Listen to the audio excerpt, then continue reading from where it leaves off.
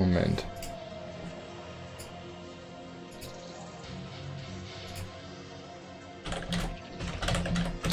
One moment! I think I messed it up. Restream.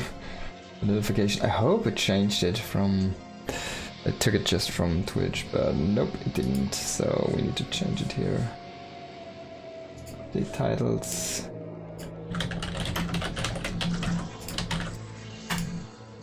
Did all. Alright. Casting games, we are in StarCraft. I hope the category is correct. We're excellent here. Stuff should be going wrong everywhere right now.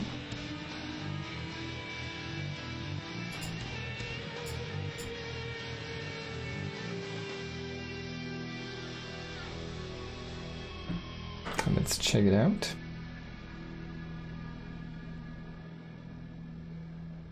Everything live? Are we live? I think we're live. This looks solid. And then I need this other one over here. Have it set up, and then if that's solid as well, we can go ahead and do stuff.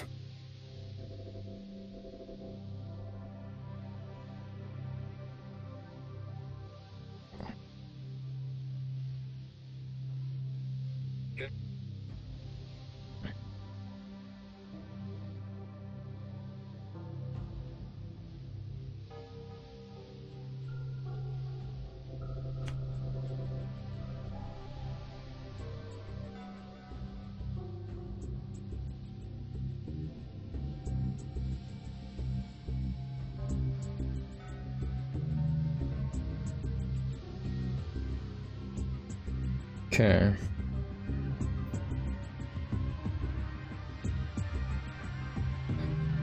Let's see how this works out.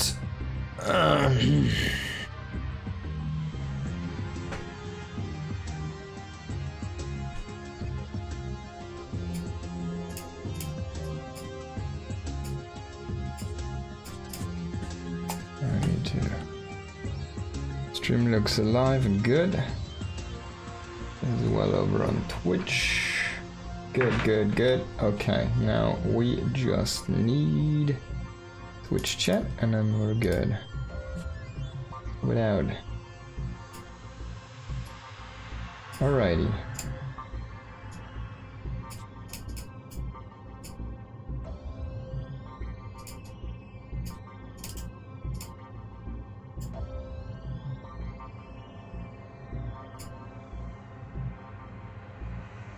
Okay, whatever, I'm gonna do it without the activity feed today. Which for some reason is not working. But yeah, we're gonna do this. Just like this, just like now. Okay, sound should come through. Got the music, we're ready. And let's just not further delay. Tonight is gonna be finally another night of casting games. I have to say ahead of time that I have not had enough opportunity, enough time literally in the past 2 weeks to do anything related to StarCraft other than that was literally work for me. So because of some personal reasons, some hospitalization stuff going on there. But we're back and we are ready for the new patch. I haven't had a look really yet. I kind of avoided watching other games because I wanted to see for myself. I wanted to feel it when it comes to me, you know, when they show me how the storm wrecks now everything, but slowly. No, I just want to see how the meta shifts by myself. I want to see how everything kind of changes with this patch. Let's have a quick look at what the patch actually did change. By the way, we're gonna start with a game between Bjorn and Solar in just a moment here, but I'm gonna quickly check out the patch notes.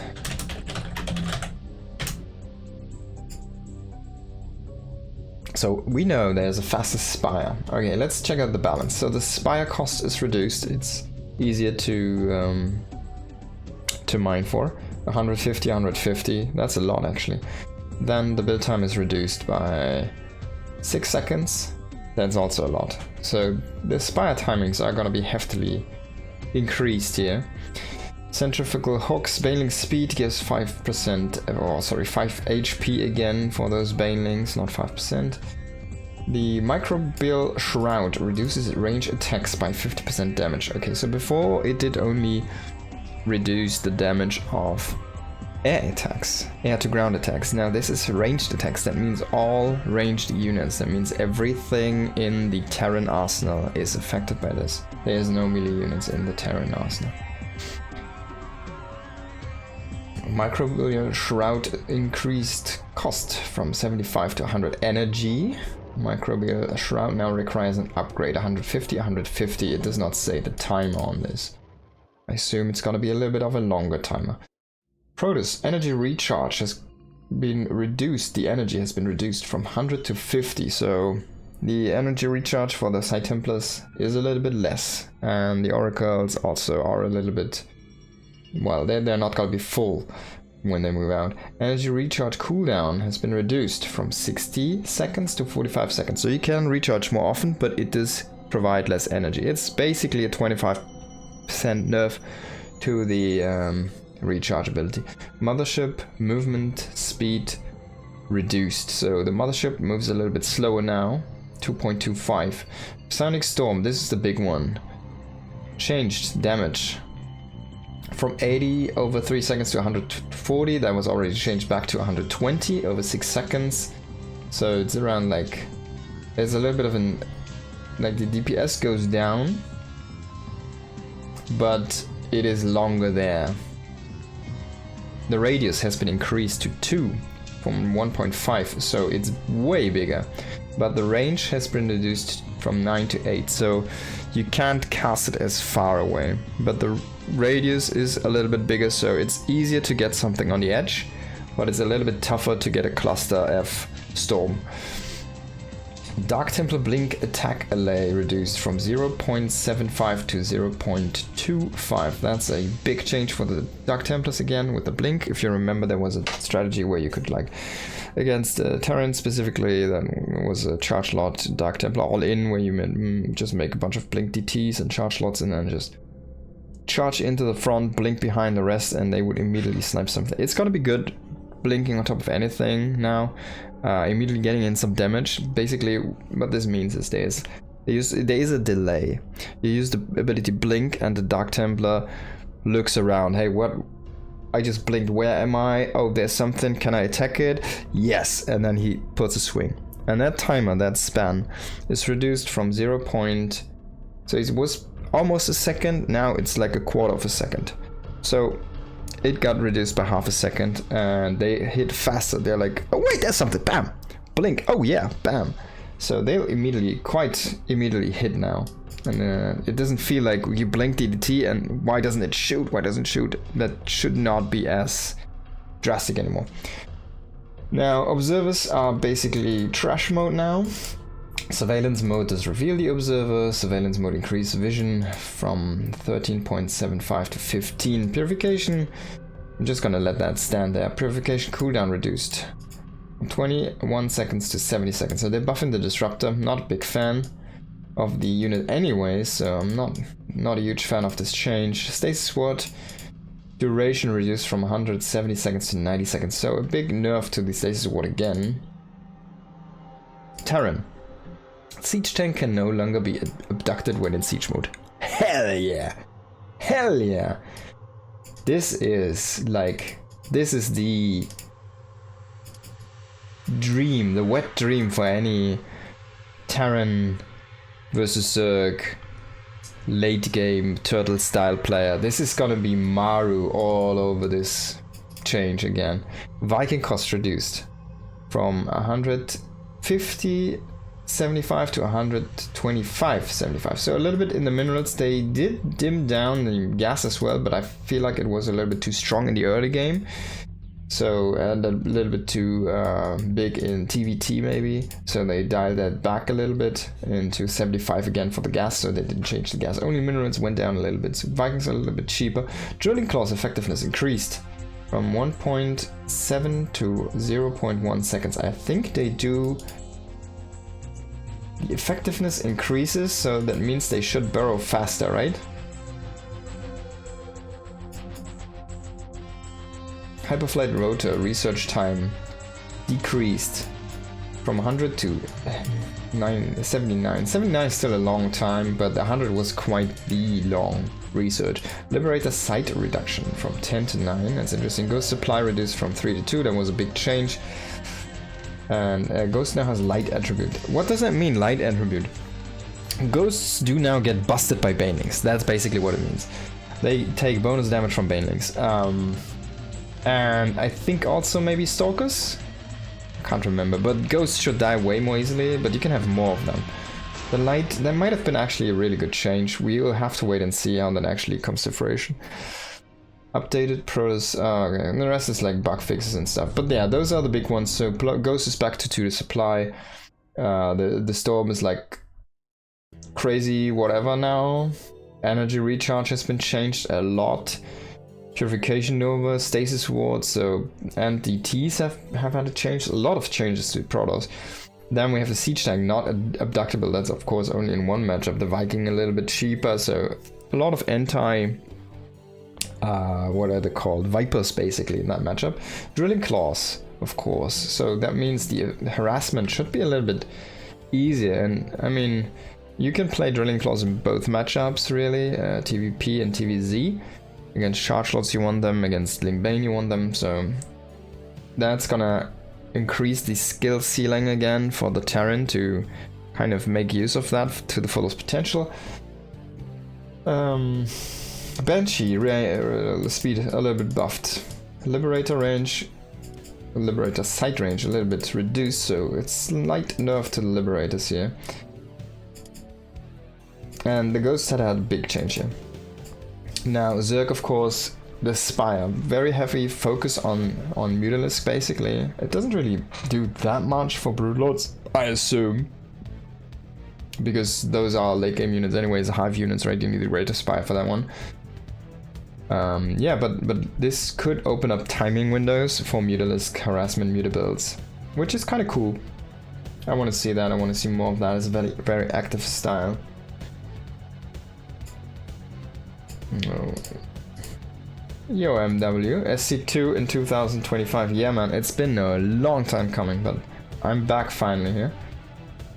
I had a lot of private stuff going on, but we are back in action and we're just about to start our first game here. I have like 5 games or so set up for today. I'm not sure if I can actually show all of them today, the rest we're gonna do tomorrow. But yeah, as I said, Spire. I'm just going through the patch because these are the first games I actually see on the new patch, which has been deployed like 2 weeks ago, I want to say now at this point, maybe 3 weeks. I wasn't first, so it's 3 weeks, 3 to 4 weeks, so almost a month. And I want to see how the meta has shifted at this point.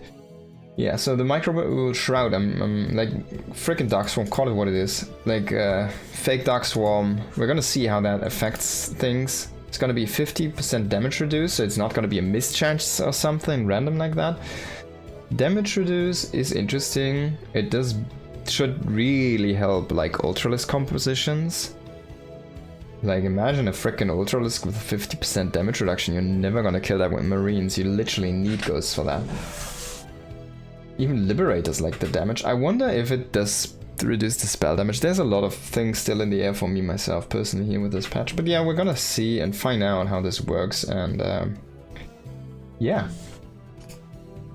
of course could do tests stuff, but we're not gonna do that. I'm just gonna cast some games now. So let's hop into the first one, starting here in the bottom of Mothership, a 3-player map. It is Beyond, and in the top right we do have Solar. Still playing for Team Falcons, ladies and gentlemen. It's a little bit of something. I know there's 3 more slots to go in that lovely, lovely Esports World Championship next year. And we don't know what's gonna happen there, but it said returning titles, so... Well. There have been only like 24 titles last year, so there can't be 25 returning titles.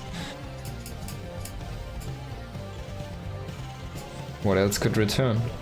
We'll have to wait and see.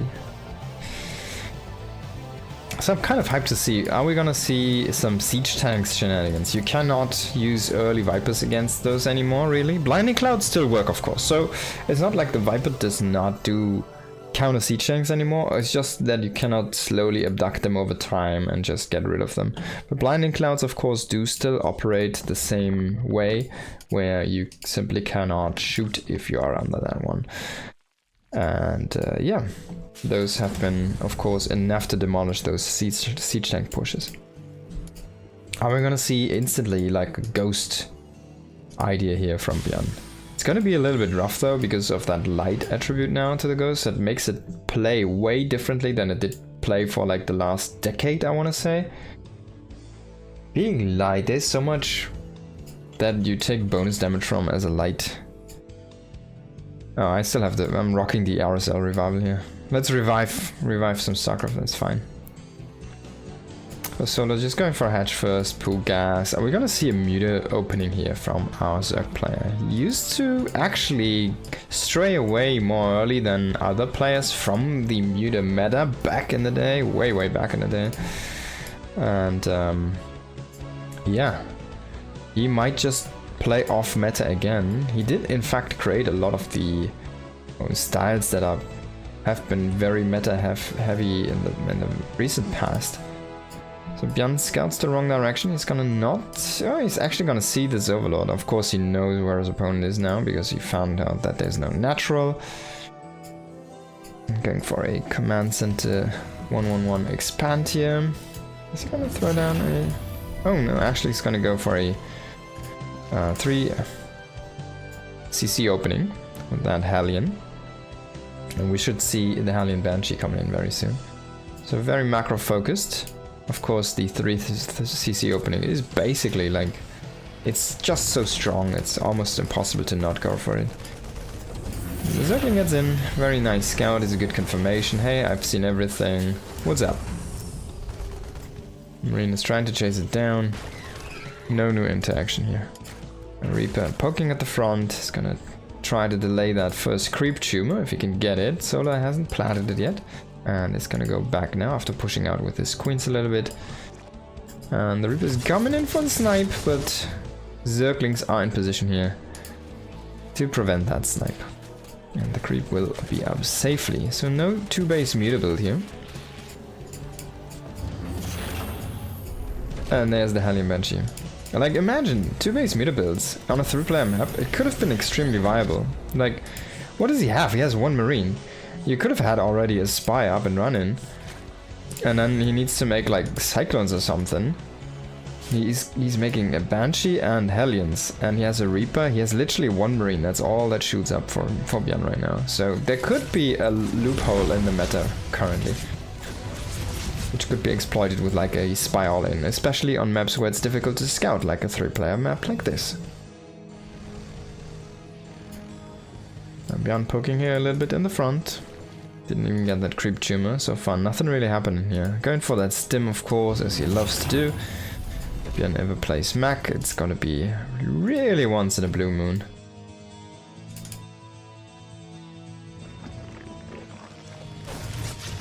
Well, finally gets that first creep tumor snipe, but I mean, at what cost?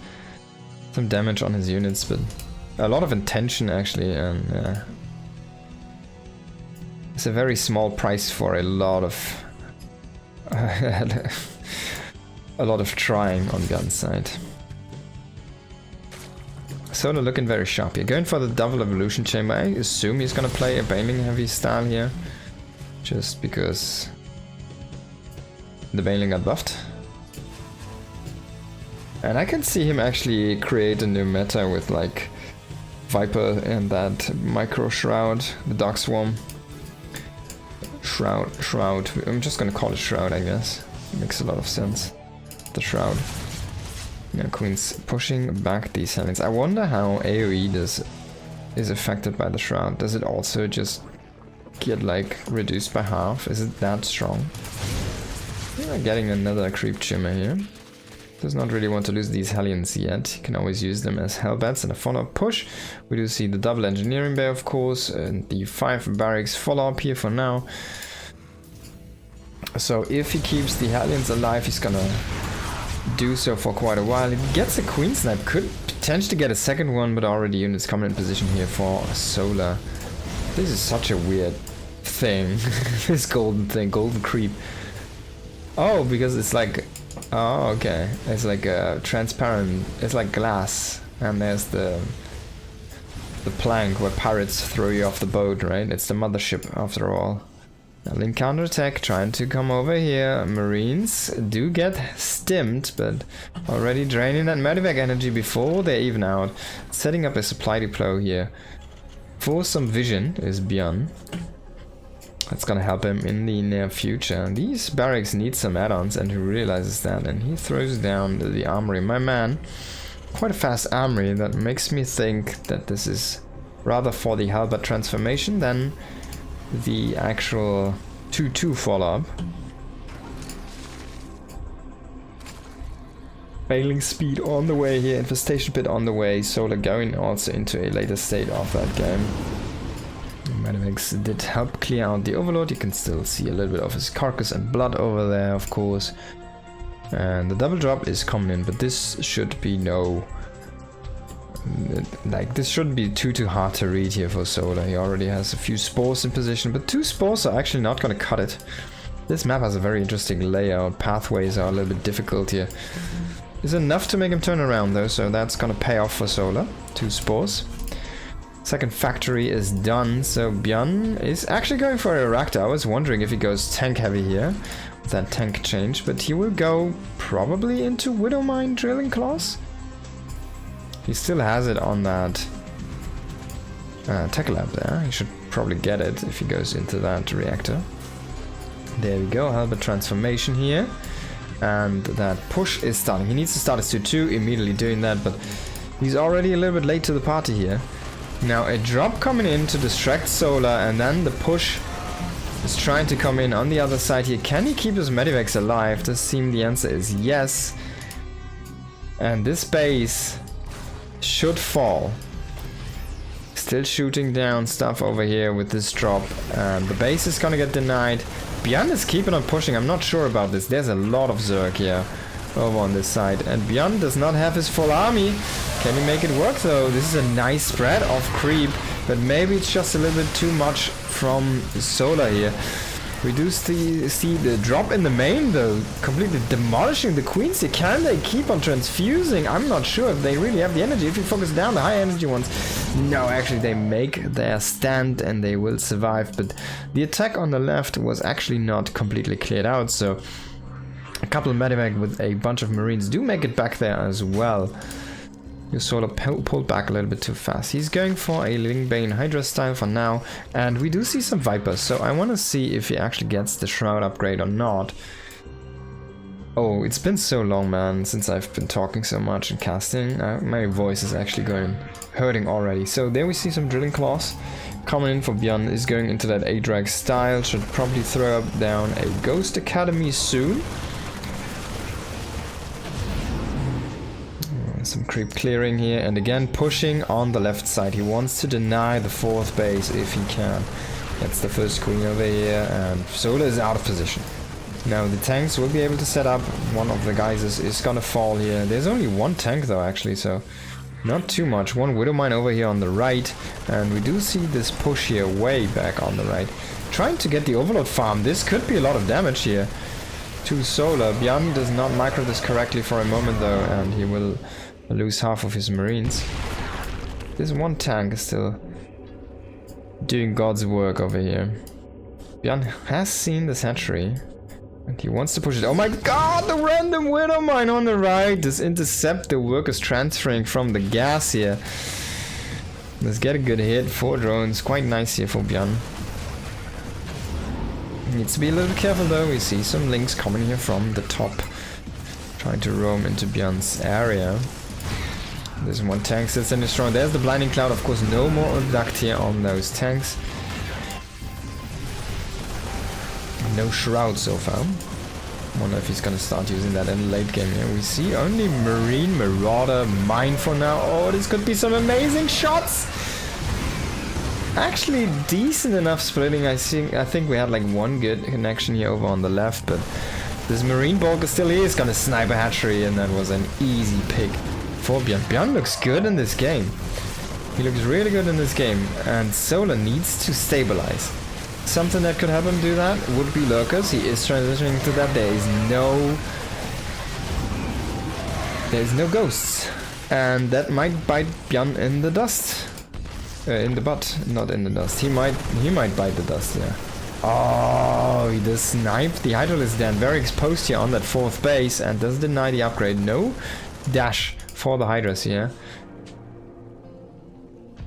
So he might even go a little bit earlier into Lurkers. He has to Lurker Dan, but there are the first few Lurkers. Moving here, 7 on the number. You see a Widowmine being buried down here on that base position, and Bjorn is controlling Solar quite nicely, but this base in the middle is actually, it's a little bit rough. I mean, as Bjorn, you kind of want to keep Solar on 3 bases here right now, but he just simply cannot, because there's too many options for Solar to go to on this 3-player map. And as long as he can keep one of those alive with Lurker defense, he can definitely stabilize. And then Bjorn is still not transitioning. He's not making any ghosts. He's going into 33. Yeah, that's nice. He's making more command centers. That's nice. But where's your tech units? He's trading very efficiently, don't get me wrong. I mean, look at this. It's almost double the efficiency at this point. But in the end... Oh, he will lose a medevac there potentially. In the end... this is not gonna cut it. No ghosts. So finally we do see the first ghosts here trying to run in onto these Lurkers. This snipe a few, but not all of them. And there's still way more Lurkers behind this. By the way, they have bonus damage against armor, so this does not affect the ghost change. Still have this medevac here north, a very nice position actually. Could have stayed a little bit longer there. There's one more over here. Bjorn's army is starting to get thinned out a little bit and get pushed off the map here and get shoved back a bit. He's making double starboard. A lot of transitions coming in here. Bjorn started to drop here in the north again. Can he get some damage? Oh, dropping into spore range. Not good. The medevac is going to go down. He does unload 5 marines though. But of course not really what he was looking for here. He's looking for some more damage. He's coming with a big drop into the right side. And he's still controlling the center with a few units here. Medevac on 8 HP. Dropping here on the left as well. Can he snipe another Hydralisk Dan? The answers... oh, he snipes the Lurker then and then the Hydra then. That's a big reset on the tech if he can only get that hive afterwards. My god!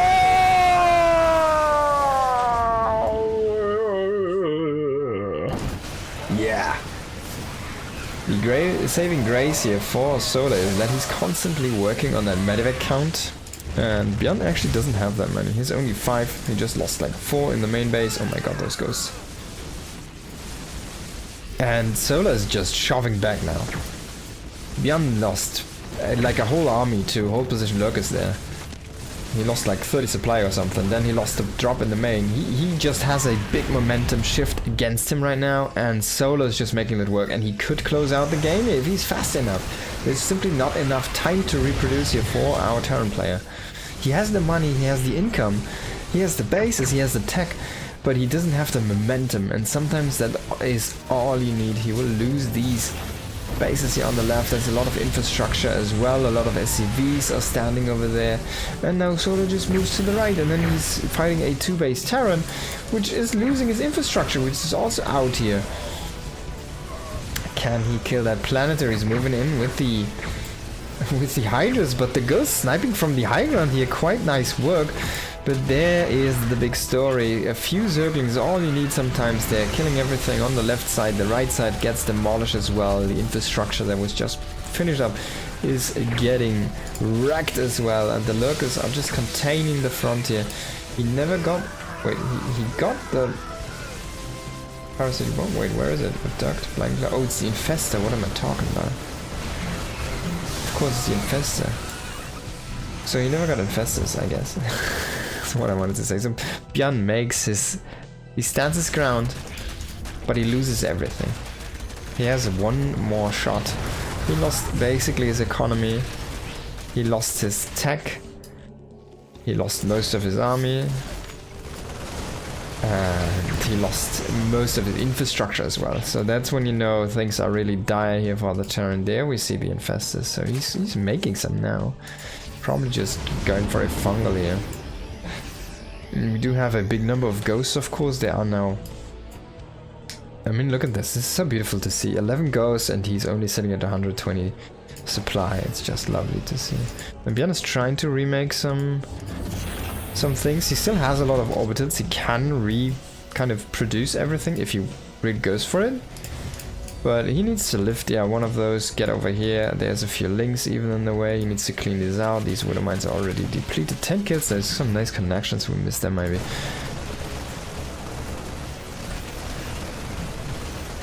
Bjorn is starting to mow down this hatchery here. But that's kind of all he can do, really. He's still keeping Solar on, actually on 3 bases, so Solar is a little bit struggling right now to... Oh no.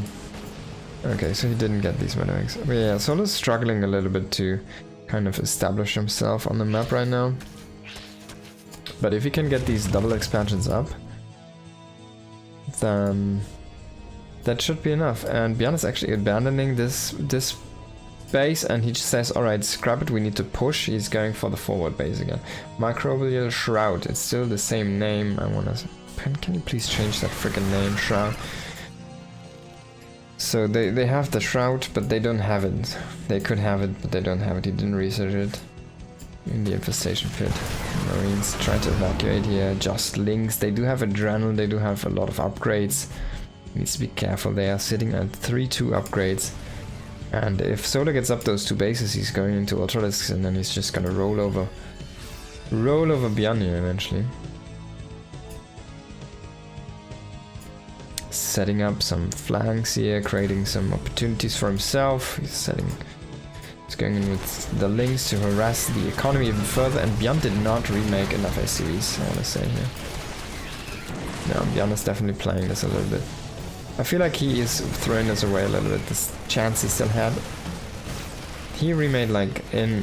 He could have... He has what? 1, 2, 3, 4, 5... He has 6 bases. He could have produced... Let's say this one was floating. He could have produced 5 SCVs at a time for the past 2 minutes. And that would have been... What? 12 seconds for an SCV? He could have been up to 50 SCVs easily. He only went up to 35 and then he stopped again. So yeah, I feel like Bjorn is not really leveraging his position as much as he could. And that's gonna bite him in the butt because Solar is sitting at 70 drones and he finally has the bases up and running. Now he just wants this one more and then he's just golden with 3 run-in base, fresh bases on 6 base total. He's even going up to 7th base, he's going into his 3-3 attack upgrades, both of them range and melee, and yeah.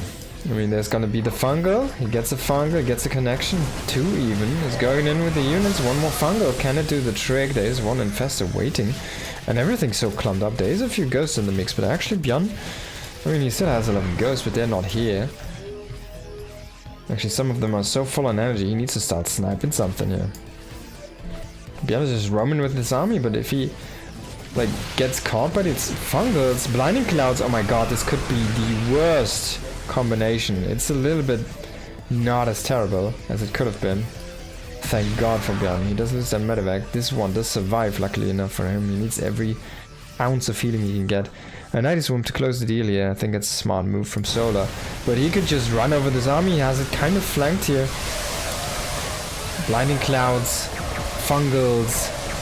Bjorn not in a good position. Can he still make a stand here? Oh, that was a good connection there on those Marauders on the left. If he could have kept like 6 more Marauders there alive and healed them up again, maybe the momentum shifts again here. But I feel like this pendulum has swung a little bit too much in favor of Solar. And look at this, Bjorn never reproduced the SCVs. He's still sitting at 30 again. He made like 5 more and then that's all.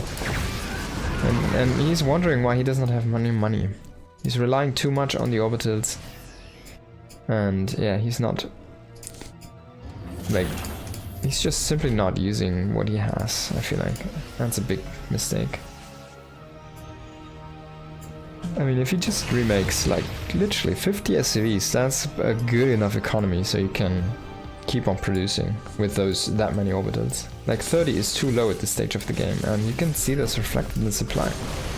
And his money is, right now he's mining with 6 mules, plus his economy. And it's still not going above 1,000. While you can see in the production tab is not near way producing out of all of his facilities. What a connection here, missing on that overlord, unfortunately. Ghosts are gonna get evacuated here. Can he make something happen on the left? The Liberator gets sniped easily there by some Hydralisks, so... There we see some parasitic bombs here. Can the Ghost get the re-kill? Come on, please frickin' snipe these guys. And he does get both of them, that's good. Definitely they're on Solar. But Solar can just at this point start to potentially brute force that. He should probably remake a few drones himself. But yeah, he might just have too much. He's coming in for the kill here right now. He just wants to overrun Bjorn at this stage. Can the Ghost still turn the tide here? No, Hydras are too close in. Never say die, but that is when Bjorn died. And that was the first of this best of 3. Very nice game, I have to say, indeed.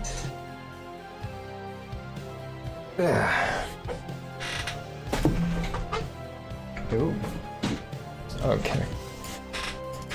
The next map is one I also haven't seen, Old Republic. Old Republic, I mean I've seen it, but I haven't seen it in game.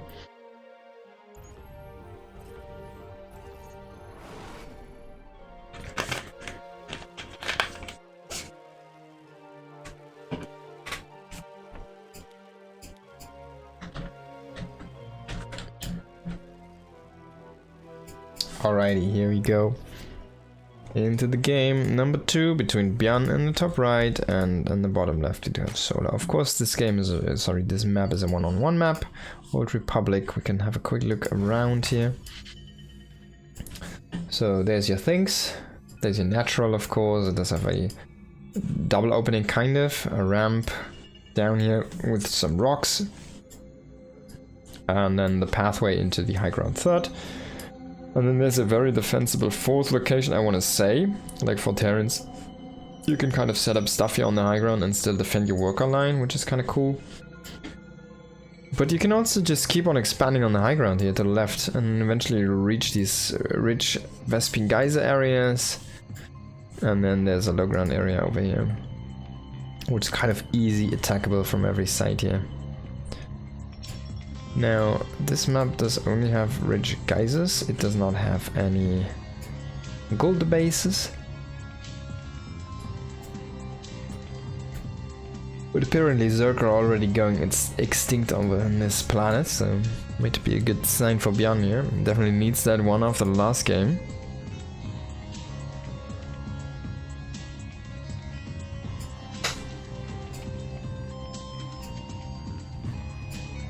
I really want to see a Spire. I want to see the Spire. Solar, pull out the Spire.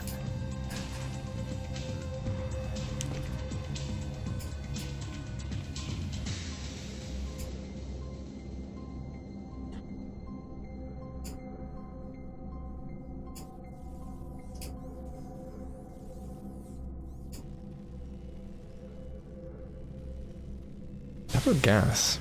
Very early. So this is not gonna be the 3cc opening. I wonder, like, this map feels way better even for the 3cc opening. But this could be 2 base opening here by Bjorn. It's gonna leverage a lot of gas. Oh, this was a command at the first. Stupid me, what am I saying? Of course. So let's see how he plays this out.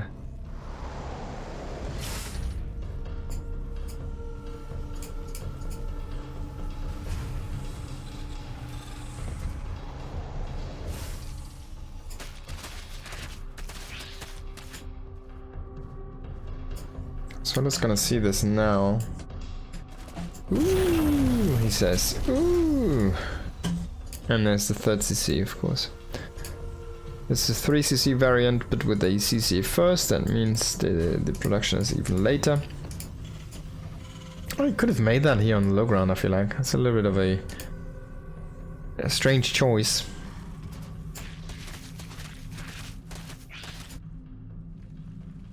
feel like you kind of want to start to create that wall in on the low ground as soon as possible.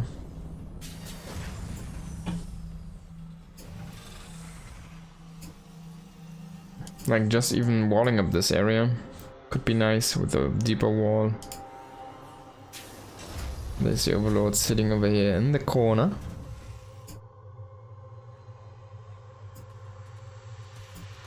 One single Hellion to check out the state of the Zerg. That's the first scout here. He sees the third base. He's like, alright, there's a queen walking, alright. You're Macron, right? Aren't you, dude? And indeed, he's correct. Now, this is a 2-1-1 follow-up here for Bjorn after the 3CC. And this is scouted before it even gets produced fully, before it even gets set up. So, yeah, a little bit unfortunate there for Bjorn. Well done from Solar, good Overlord Scout. Sacrificing that one for the extra confirmation there.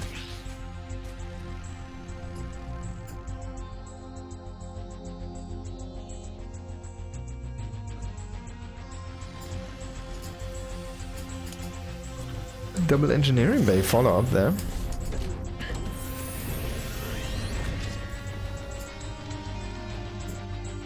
And the Baneling Nest on the way. Now Medivac's also on the way, and the 2-on-1 does hit a little bit earlier than all of the 3 racks or 5 racks variants, so this might be interesting. Because Bjorn used to be the master of 2-on-1. Of course, that was of a 2-base style, way back in the day. That's basically how he won his world championship. And there it is, the Spire. Oh, look how fast it is. Look how cheap it is. Look how shiny it is.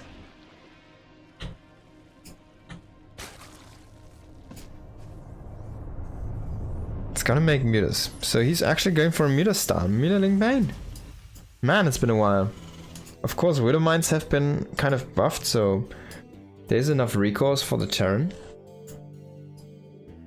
to combat that. Like, the tools are still there, right? The Ghost is still pretty good against Mutas. Liberators is still pretty good against Mutas. Like if you play Mass Muta, right? Marines are still pretty good against Mutas. Like, there's a lot going for those. Come in with the 2-on-1. Oh, can he snipe the Banes? Didn't work out. He even loses like 4 Marines there. One connection did hit. And the hot pickup didn't work. Wasn't hot enough.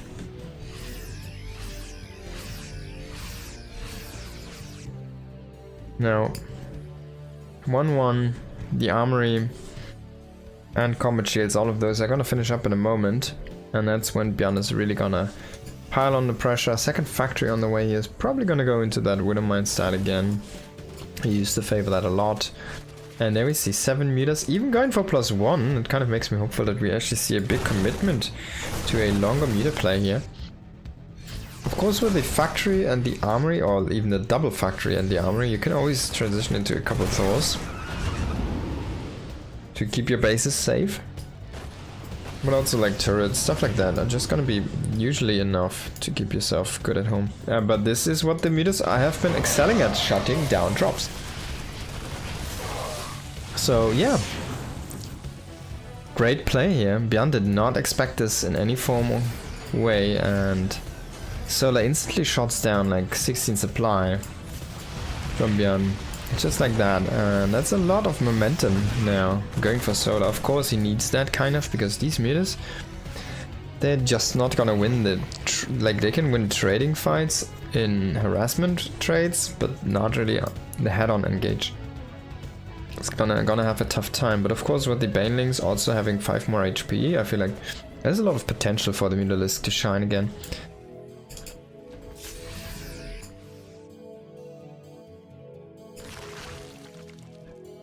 Six more meters on the way. So he's going full committal to meter. I love this. Overload speed on the way here. He needs to get these overseers in the army. He saw that there's the... Oops, he saw... Oh, he didn't see the second factory, but I think he knows there's a second factory at this point. Bjorn likes his Widow Mines. Bjorn might just keep on growing on that high ground, but I feel like he's gonna take this base down here. Midas coming in. Not really finding an opening here, but Bjorn is pinned back. This gives a lot of space to Solar.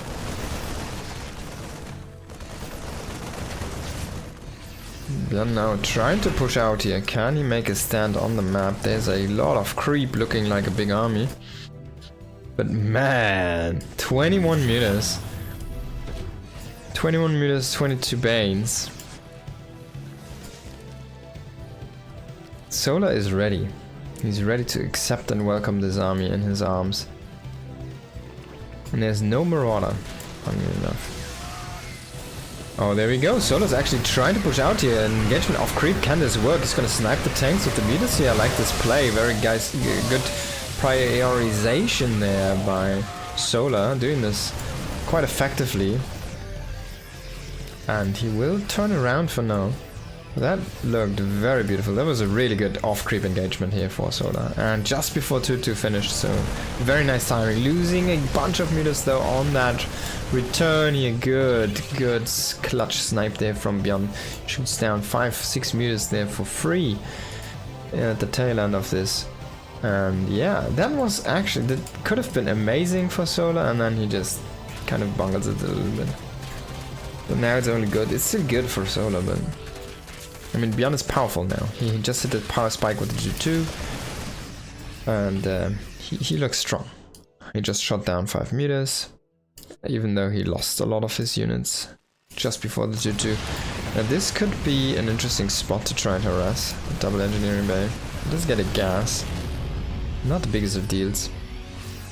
Bjorn hasn't really invested in the 2-minute turrets. There's one in the main, one in the natural, one at the third, that's about it. Going into a Thor, probably trying to anchor his push is also going to help him against Banelings, trying to tank, just get in the way and soak something. And the rest he's going to leave up to the Widow Mines to try and kill it. And Mutas coming in, can he get the NG base? He's not going for it, he's not going for it, he just went for the turret.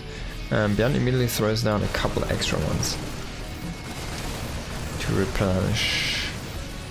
Now, Solar, of course, behind all of this harassment and just keeping Bjorn back. I mean, he received like 1 attack from Bjorn after the initial shutdown of the Medivacs. Look at what he has done with this. 1, 2, 3, 4, 5, 6 bases, and we do see the meters coming in again. Getting hit by Widowmine here.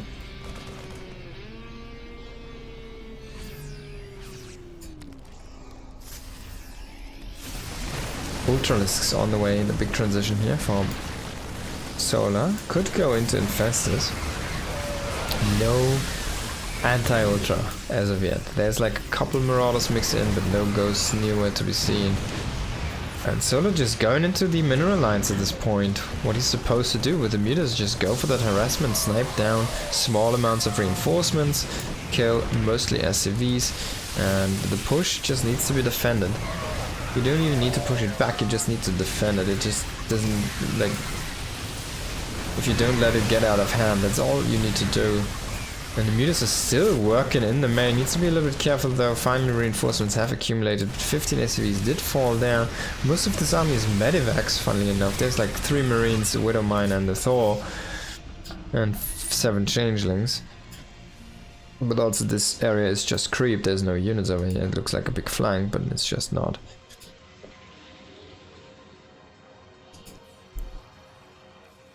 Titan's plating on the way here. Still ways out, but he's already making the first Ultralisks, so needs to be careful not to be overextending with those. That's going to be an expensive loss if he fights without chitinous plating. Now counter-attack here is going to kill a supply depot most likely, which will not even supply Blockburn.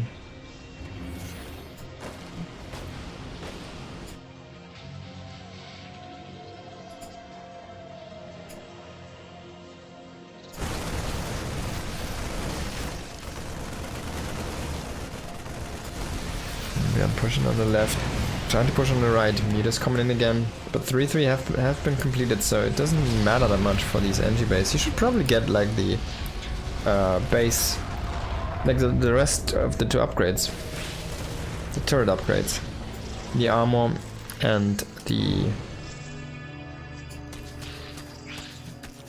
Oh boy, the armor and the range. Now, coming in, chitinous plating is done, but maybe not the correct angle here to engage. Solar was still doing a lot of work with the meters though in the natural base. And this one Ling actually had 5 kills. It's crazy what he did. This is a funny turret, by the way. Like, if he doesn't finish the turret, he can't make a new one because he doesn't have an energy bay. He's reproducing that though right now. Couple ultras, a bane, and encircling. That's also a nice composition here, but more nice for Björn because that's really easy to kill with a bunch of marauders. And that one ultralisk, lone ultralisk shooting at a command set isn't just not gonna do it here. Solar a little bit sloppy with his expensive units, and he needs to get that under control. He cannot just simply lose these ultralisks and mutas to silly attacks like that from himself. Right? It's a silly move. Now he's gonna overwhelm this army here in the north, but it's not everything. And Björn, as we see the reinforcements coming in for Björn as well, trying to drive himself to a victory in this game. 13 medivacs are still in the air. The medivacs haven't really been reduced that much. If we look at the count, like only 5 have been killed, even though we do see a Mutalisk style here. The medivacs have been mostly with the main push, being kept safe there by the Marines. Now finally he can go in and maybe snipe a couple of those here on the retreat. But he's not even gonna find them. No move shots here from these mutants. Could have gotten a couple of ones at least, I wanna say. That they didn't have any units inside them.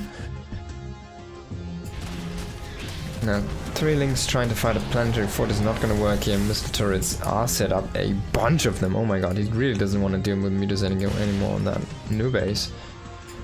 There isn't even that many more mutas left, but I mean, they do have good upgrades, +2 attack. He's gonna come in, he's gonna kill most of these turrets. He does snipe 3 and then he goes out. Is he still making mutas? He's going for the attack upgrade. I feel like Solar is making this a little bit hard on himself. But he does have a lot of money, he is maxed, he has 91 drones, so actually he can do what he wants. He's gonna keep these drones safe, he's gonna lose the base, but that's fine. He already has a new base set up here in the very bottom right, which everything's transferring to right now. And you kind of want to stretch yourself a little bit more out on the map, I feel like. Now the mutas did actually kill all of these turrets. He killed a couple more Widow Mines. Man, that's a pesky muta control here. That Widow Mine unfortunately barely out of range there to try and assist. A bunch of Banes with an Ultralisk is always scary for a bio army, needs to be microed. And the Zerg can just A-move this one in. Meanwhile he can micro his mutas and micro other things like the Lings here. They even have Adrenaline +3/3, so they are very powerful. Should probably kill that with the mutas and not with the Ultralisk. So he goes for the missile turret and then he's gonna pull out the Ultralisk so it doesn't die. Oh my god, Solar. He doesn't care, he makes 5 more. I mean, look at this. He can just make 5 more. There they go. He doesn't need 1. He needs 5. Now, that's the first kind of win that was actually impactful to a certain degree here for Björn in the past, I want to say 5 minutes, maybe 10 minutes. Even he sniped that base on the left, but that wasn't really doing that much. Because, I mean, Solar still needs it, but he instantly transferred back those drones. Stifling the growth a little bit was good, but Björn is just struggling to reinforce and rebuild and reproduce here. No ghosts, only marauders and marines. If we had just the shroud that could reduce the damage by those guys by 50%. What would we call it? Microbial shroud, I guess. Now this object is probably gonna fall even here. Marines trying to come for the save, and he does indeed save it. That's the main base, by the way. There's even there even SCVs just like long distance mining from here, or this guy's just standing there. That's like a 10% already of that worker count that Björn has. So yeah, that's a lot of actually idle potential mining that's idle or very inefficient.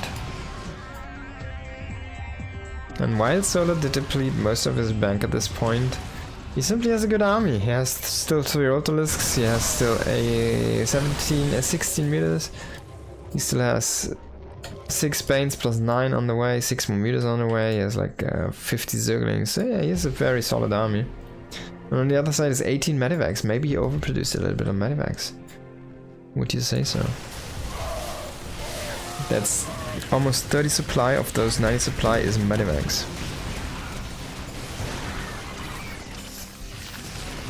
It's even more actually. Now this is a nice win here again for Bjorn, keeping that drone count low, but he does lose the base in the north at the same time, and he decides it's just not worth it with the 32 supply of Medivacs, or 34, sorry, I don't know, 36 supply of Medivacs. I can't win. And Solar takes the W and takes the series. Crazy, man. That was really good to see another muted game. Been a long time coming.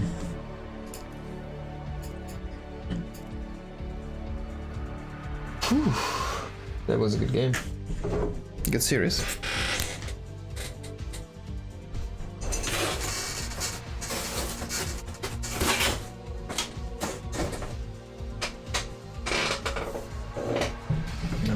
Here, I'm gonna just grab a quick coffee. Gonna be back in a second, and then we'll throw you guys into Hero against Cure. By the way, these games are from the Pegasaur Cup of this week, so... oh, sorry, the last week. So they are almost a week old. The next cup is tomorrow. No, it's in 2 days, so they are like 5 days old. So that's where you got these games. This is a best of 5 coming in between Cure and Hero, and I'm hyped to see what they can bring, because it's PVT, the matchup everybody has been talking about, because Classic just ruined it. Peace.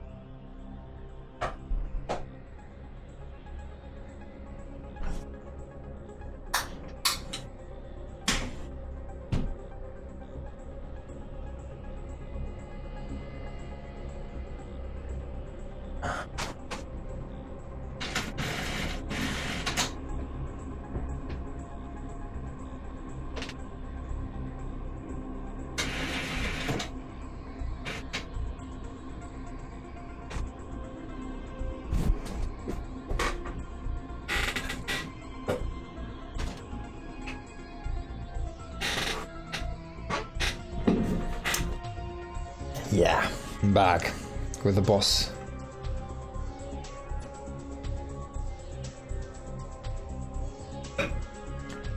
Okay. Coughing up here a little bit.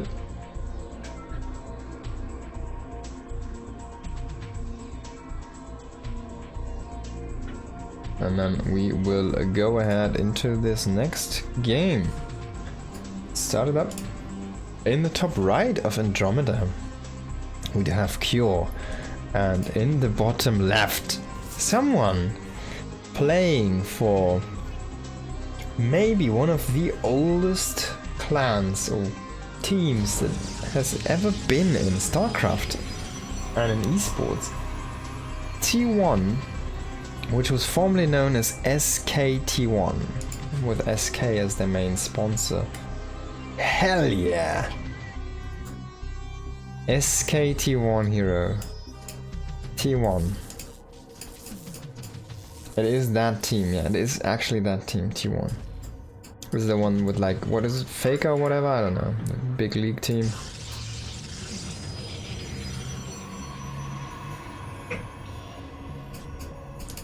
But yeah, this is basically the team that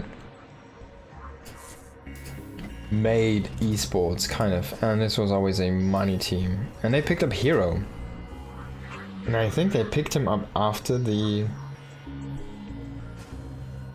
Esports World Cup. He went back to be a free agent. I think he played for Twisted Minds, I want to say. And yeah, they of course abandoned him immediately after that. Kind of disappointing performance for himself, I want to say. Classic did really hit the mark there last on the World Cup, making it second place. Unfortunately for him, of course, was not able to best the god Cyril. Cyril definitely sometimes, if he's on fire, he's just, it looks like still he's one tier above everyone else. He is undisputedly now the greatest StarCraft 2 player of all time. And he has been like one of the strongest player for a long period of dominance. He is basically at this point the Flash of StarCraft 2. That's how good he is at this stage.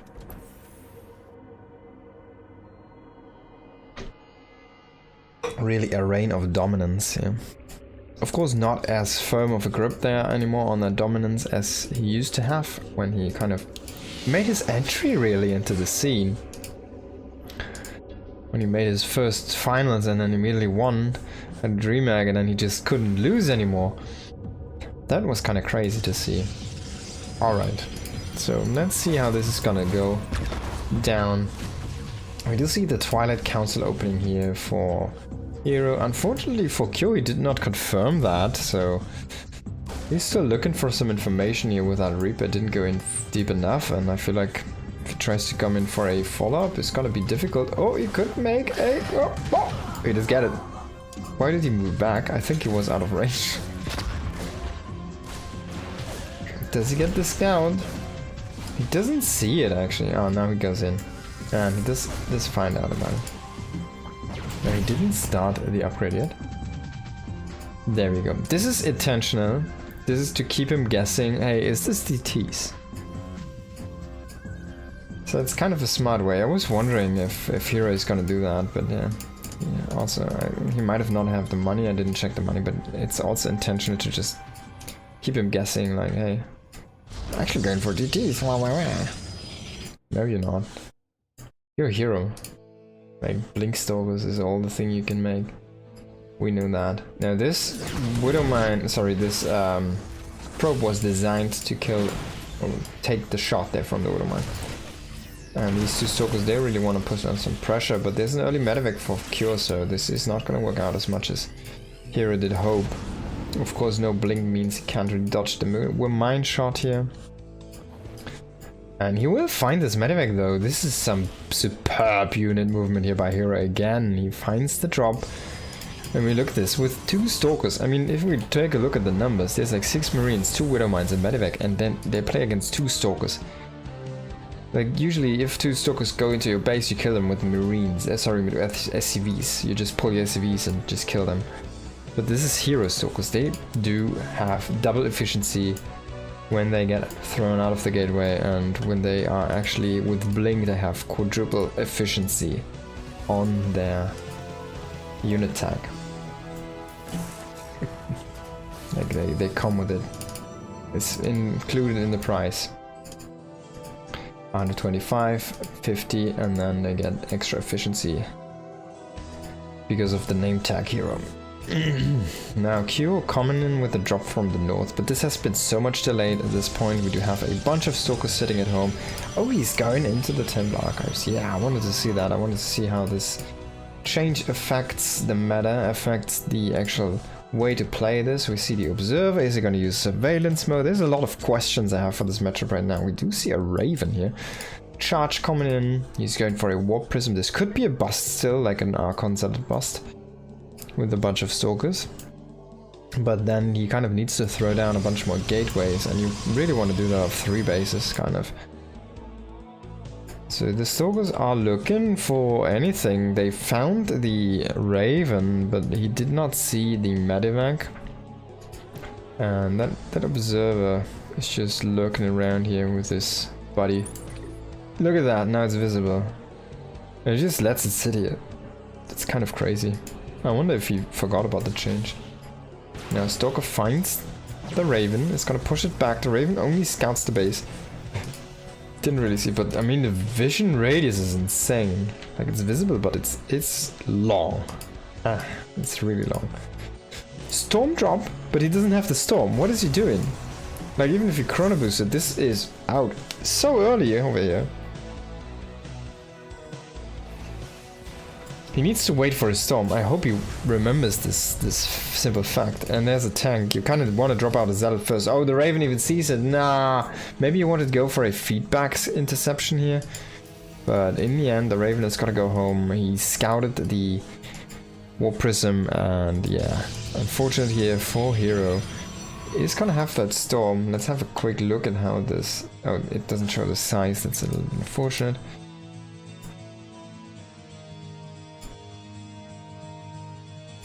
It should show it when they have it though. There it is. It looks quite big. Looks nice. It looks bigger like it used to be. Oh, the Widowmine and the Marine! Oh my god, he's gonna snipe the... he's gonna snipe the Prism. And this damage is slow, but it is a long time. So you can kind of pull out units out of the storms. That's interesting stuff. He does recall the Archon, so he keeps that one alive at least. Only loses the Prism really, and he gets some free damage, kind of. But yeah, now he's gonna start to try his Roman force. He's gonna go across the map. He's gonna push. This medivac has still been waiting here, by the way. Almost to the point where you think, did he forget it? But he's actually just starting to move it right now, while Hero is trying to move out on the map. And superb timing here. Can't Kyo find the damage he's looking for though. With a mine, is gonna burrow here. No, upgrade for the mine means that the burrow is quite slow. You do have a bunch of High Templars getting picked up into the second Warp Prism here, and this third base is gonna fall, but the base trade is starting. Oh my god, Hero, he just needs to recall. Does he have a recall? No, he did recall the Archon. Kyo might have still have that in the back of his mind. He's like, you used recall, you shouldn't have recall at this point. And he's just going for it. He's just going for it. Full on base trade immediately here in this first game between these two players. Now Hero, oh, he gets a couple very, very good storms and they last long. Kyo is not going to move out of those. I can't believe it. He's taking so much damage. Trying to tank that storm. He loses that one medivac here. It was fortunately it was not the one that was full. And Hero, he does simply just have enough money for one Nexus. He doesn't really have that much money. He does have one more upgrade in the way, which is unpowered, so he does get a bit more money here back for himself, but he's starting to lose all of his structures. Zealots on the tail though of these workers, and if he can kill all of the workers, that's a very nice W here for Hero. He does see these production facilities, but also these facilities do scout the units of Hero, sorry, the worker transfer. And he should definitely kill these tech structures. These 3-4 tech structures are vital. Like, you can keep the gateways, like you don't need to kill the gateways, but you need to kill that tech. I mean, he can immediately make High Templars if he wants to. He's throwing down the Nexus. He's keeping the rest of the money for now. He does actually have something working on that starport here, which is not good. I'm not sure what Kyo is doing. Kyo is really going for it. He says like, I have the big army, I should just win if we fight. A very good connection there on those Stalkers with the Raven. He's trying to push in, he gets a few Stalkers. Can Hero hold the high ground? He only has 3 High Templars. He is setting up for a flank, a sneaky flank here from the bottom, but is it gonna be enough? I feel like there's just no way for him to fight this army at any point. He doesn't really have any melee units in the main base. And Kyo is trying to set this up very beautifully. He's slowly moving in, he just knows he needs to dodge these storms and he just can kill Hero. He loses the Widowmine though. A victim to the storm. And he's just gonna create a wall now. He's going in with these barracks. He's going in with his barracks, creating the wall, even though there isn't really the melee units. But yeah, he's slowly pushing forward with his siege units, and I feel like, yeah, he's already in range of the Nexus. This is the last mining base, the last opportunity here for Hero. Hero coming in now from both sides. Can he make it happen? One High Templar gets sniped with a lot of energy here. Even though he has a lot of, like, the storms were kind of good, but it's still just a tiny bit too little too late. Wow, that was a crazy finish to this game. I mean, Cure was like, alright, I have the production facilities, I have the orbitals, but I don't have the workers. He only had one worker, so he's like, alright, if I try to reproduce now, he has like a full economy line, so I'm probably gonna get outproduced. And he decides to go in for the kill because he had the bigger army and he had his buildings, of course, helping him because he could just fly them, land them, and it was beautifully done. I think that was really beautifully done here. Very nice play by Cure, clenching that win there. Very nice. And we did see the storm in action, so the storm is kind of... it feels underwhelming, but it stays so long. It's crazy.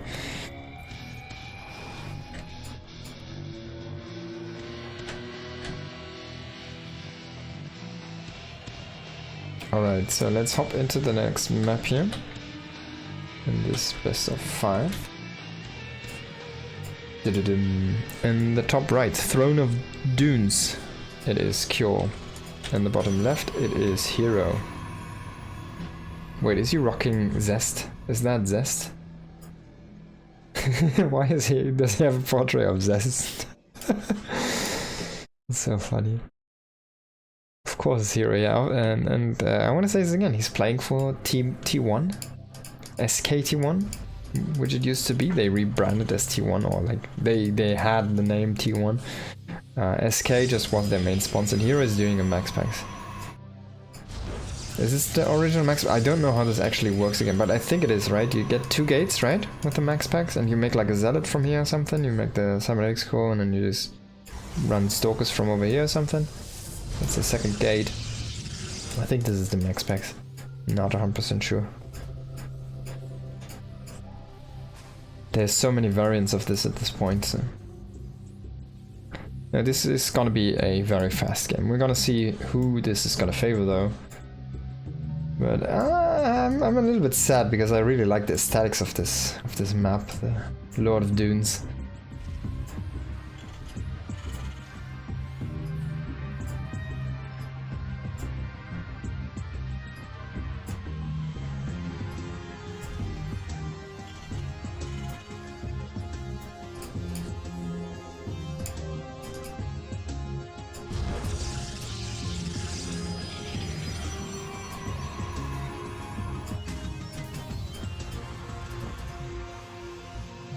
This was indeed wild. Rocket Labs.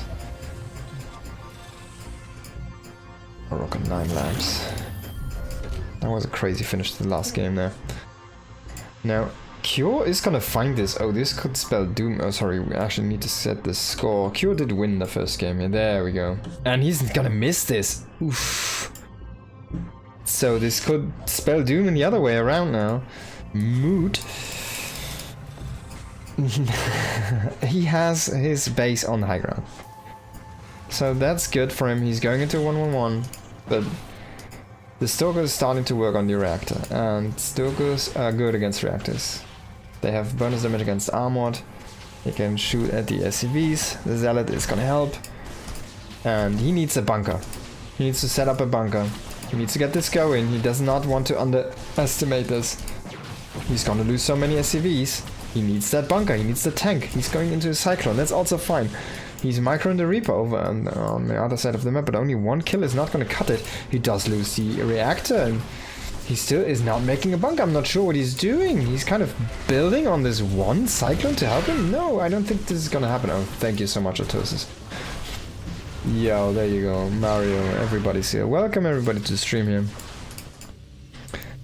And you can just see Cure in his last moment against a Max Packs build, the Max Packs opening from Hero on this nice and sandy map. He does kill one of these Stalkers. Well, congratulations. He has 2 Marines and a Medivac, and Hero does win the game. Yeah, plumbers and everybody. Welcome everybody, welcome everybody. Good to see you guys. Hope you had some good fun with Dan. Did he actually cast some StarCraft 2 after the patch was live? I don't think he did. He didn't tell me at least. Should I peel him away from StarCraft Brutal again so you can get some SC2 action with him? Maybe we can set something up. If you really would dislike this, I'm definitely gonna go for it. Okay. Let's hop into the third map here. Do it. Alright, I'm gonna reach out to him later. After this, after today's stream. In the top right on Mothership, a 3-player map, we do have Hero playing for T1. And in the top left, kind of, we do have Liquid Cure. It's like the, what is it, 10 o'clock position. And Hero going again for a center pylon. I like all StarCrafts. I do too. They're just lovely. This is a even faster proxy though this time. The first pylon, first gate, in the middle, it's just a 2-gate proxy. Yeah. The Hero does not want to play 3-player maps. And he's even gonna scout the correct location. That's unfortunate here for Cure again. And Cure is gonna have to kind of hold this. Oh, what? What? So he decides to go against it? Like... So what he just did there is, wait, my probe is too fast. if he's actually here and I scout him this early, he knows something's up, so he just goes back for a moment, waits a couple seconds, is like, okay, this is the normal timing. There we go. That sends it in. So Kier shouldn't really know that there's something weird out on the map. He shouldn't really suspect anything, but he's probably like, oh wait, you found me first. That's kind of sad. But little does he know, there's probably gonna be a pylon going up into his main base here very soon, starting to block some of these areas. And maybe even a shield battery coming in after this cybernetics core is gonna finish here. We're gonna see, is he gonna make a pylon and then cancel it? He could go for it, he's not gonna do it for now. He just goes back, he waits for 4 zealots and just is gonna battle ram the entrance. It's gonna be the plan here. Let's see if he makes actually stalkers or if we're just gonna see adepts. There's 1 gas, so he could produce single file stalkers. Like he's gonna have enough for 1 stalker and then... Oh, actually he's gonna have enough for another one. Just needs the minerals. This is very well mapped out. Wait, did he lose the probe? I didn't check it. No, he didn't lose the probe. Now the Reaper's actually scouting the wrong place! Oh my god, and the Zealots are walking in! Cure, can you make something happen? He didn't wall, he went for the Reaper Hellion opening. Now Reapers are gonna be nice in dealing with the Zealots, but not if you just stand there. Getting hit in the back. But yeah, they're not gonna be nice in dealing with these Stalkers. I mean, if he has enough, of course. They can still fight the Stalkers, but then look at this. He's supply blocked. He has to fight with SCVs, he's making a bunker, which is also being worked on. The Zealots are, well, they're really hitting these SCVs quite hard. Stalkers are still standing alive. He did lose a couple of the Reapers at this point. Oh no, actually only 1. He still has 2 alive here. And the bunker does go up, 12 SCVs are dead. Can he kind of re-wall the entrance? He needs to bring over the factory, I feel like. And that's how you Protoss people. Like the ape brain still works. Even in SC2. This is probably one of the oldest strategies in the game, right? The 2-gate proxy is basically up there with the 4-pool. And the bunker rush, right? There we go. Now we need some supply depots here for Cure. He did remake a couple back at home. Safety of his mineral line. He's gonna try to rewall with supply depots. Not sure if I like this too much. Because it's gonna be vulnerable right now, but I mean, Hero is not gonna go for the push. He's just gonna start a contain on the low ground here. He wants to snipe anything that comes down the ramp. And this base, like, usually this is not something you talk about, but there's no space between the ramp and the gas, so he cannot transfer behind his geysers. He has to move out into the front. So if he can basically stay a little bit further back even. and still see every unit movement. He has a sentry. If he wants to utilize that, he needs to be a little bit more out in the front though. And yeah, he's just going for his own Nexus behind this, which is finished up right now. And yeah, Kyo is kind of forced into a one base all in at this point. He has no SCVs, he has no second base. He doesn't even have the production facilities. He has a little bit of tech, but that's not enough to really help him here. I mean, Hero is quickly catching up on tech at this point, and he just has so much income. I don't think... Like, if Kyo doesn't move out very, very soon, it's just not gonna work out for him. We're gonna see most likely an Immortal after that. Even a Prism would be nice after the Observer.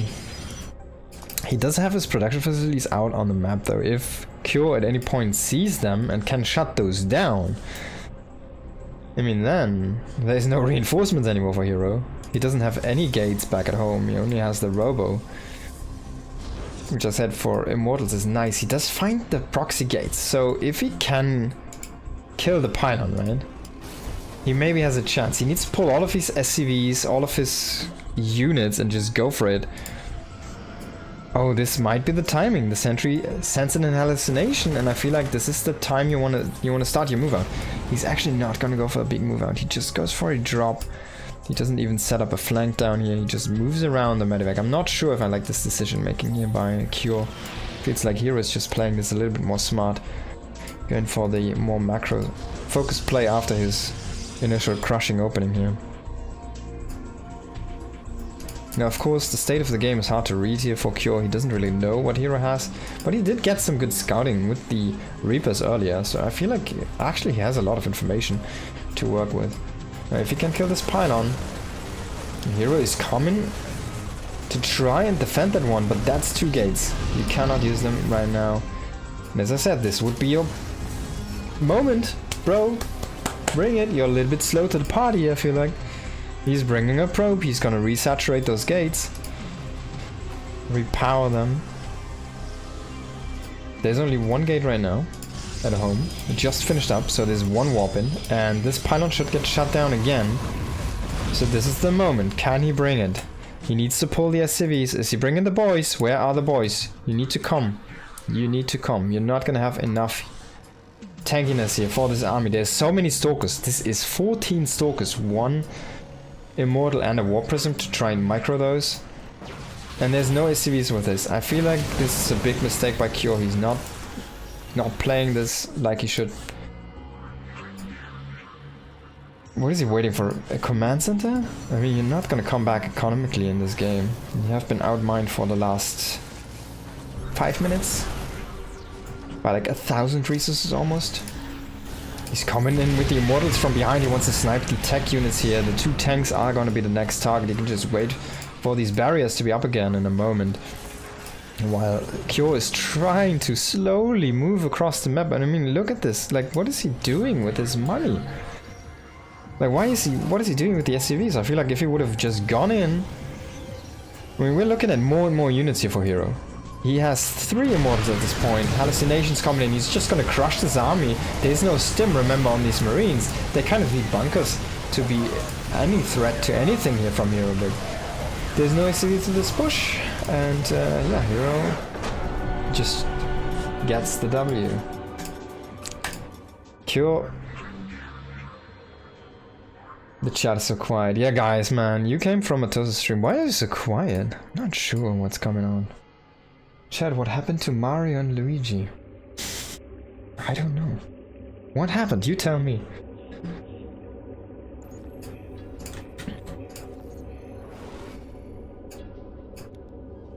Alright. Let's get into the next map. What is it? We're looking at a 1 to 2 right now. This could be potentially the last map.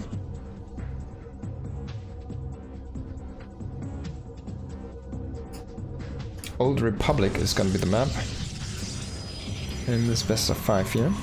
Yeah, if Hero plays like that, and I have to say Kyo also plays like that, his decision making has been very questionable in the last 2 games. Oh, Luigi died. Or Mario died. We don't know.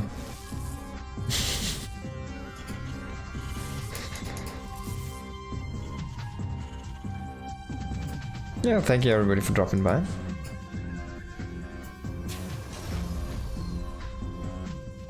Anything less than 5 tanks at hero will just dive on them. Yeah, could happen. I mean, if he feels like he has enough, he will always dive on it. Even if he has only like 3 stalkers, he will dive on anything.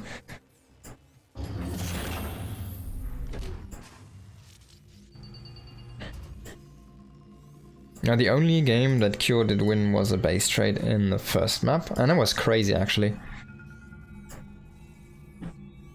That was where Cure really showed some superb decision making, but in this last game I have to say, I feel like he had a good shot. He found the pylon, he found the gateways on the map, he was able to depower those, but honestly if he just pushes out with everything he has at that point, and grabs the SCVs as well, and just goes for that gate, depowering there, in the middle after he sees it with the Reapers, and then he just goes in and tries to go for the kill. That was his best chance to win the game, but he just went so slow about it, and Hero, I mean, he was able to get out 3 extra Immortals during that time. 3.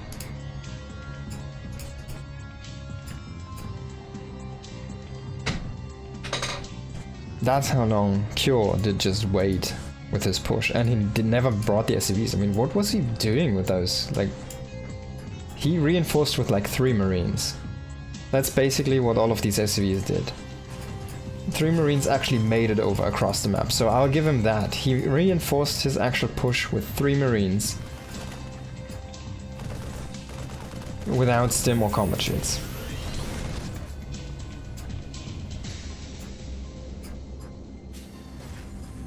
Now another Zealot here pressuring.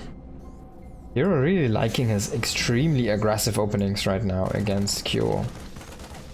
Just bringing over the pain immediately, and an Adept even joining this party here. The Zealot already killing 2 SCVs. The Adept does finish 2 more.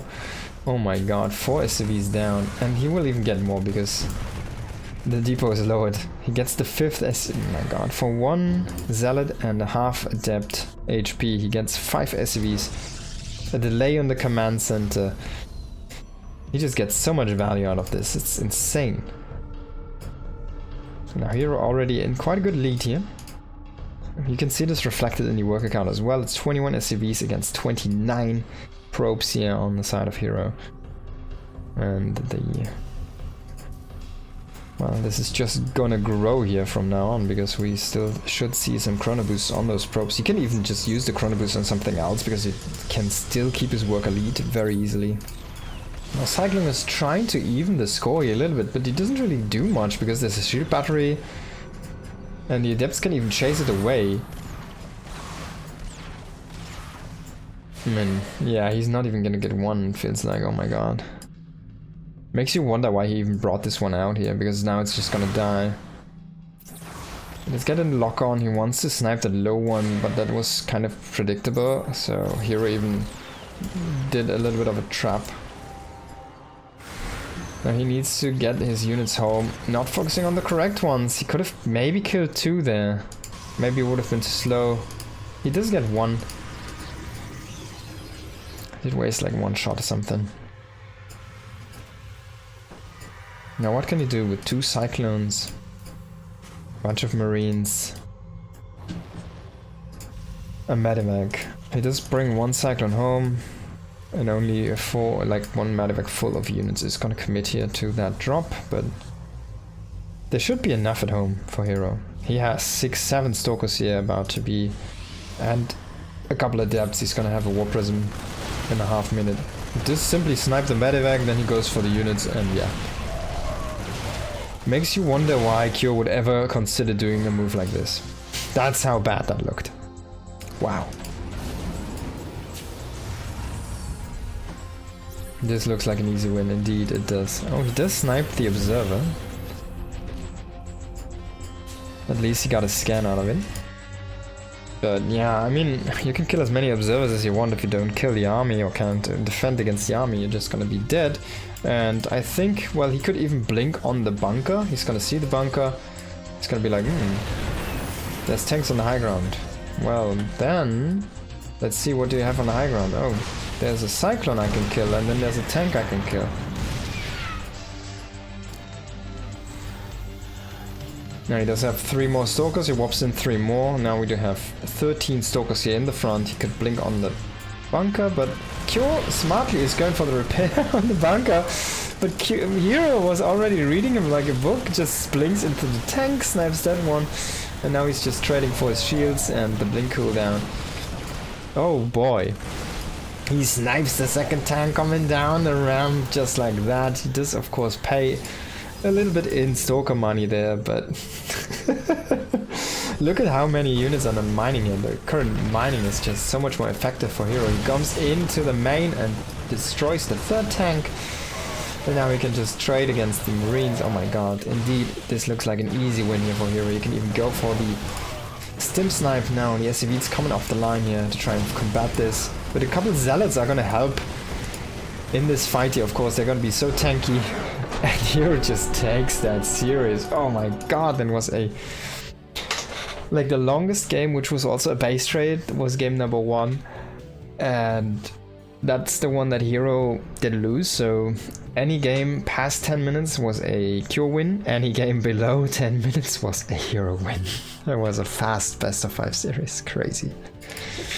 Okay, but now, ladies and gentlemen, we do have ourselves a TVZ between some very famous people. A want-to-be world champion and a former world champion. And those guys actually make for some amazing games.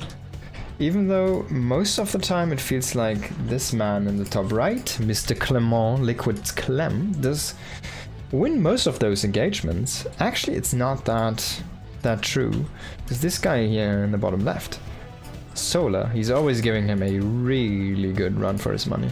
Like, sometimes they make better games than Clem against Sarah. It's insane. The styles really clash and collide insanely hefty here between these two. Both very micro-oriented, very aggressive players, and it's just so fun to watch. Tons of counterattacks, a lot of interaction across the map here. I feel like we're gonna get this in this best of 5 between these two players. That's usually how it pans out. A Throne of Dunes, of course, the sand map here. I like the aesthetics. We're in the Middle East, and as you can see, there's already people sleeping on the streets on these mattresses. I guess it's a stone. I'm sorry. There's like nice amphoras with gold, very Middle Easty. Then, of course, the Monster Energy, which is also located in the Middle East, as everybody knows. And they do even have trees in the sand here. And crabs. Every good RTS needs crabs. I always thought those were mattresses, but now that I look at this, it more looks like just the stone, right? Oh, they even have water. This is great. So yeah, very lovely aesthetic looking map here.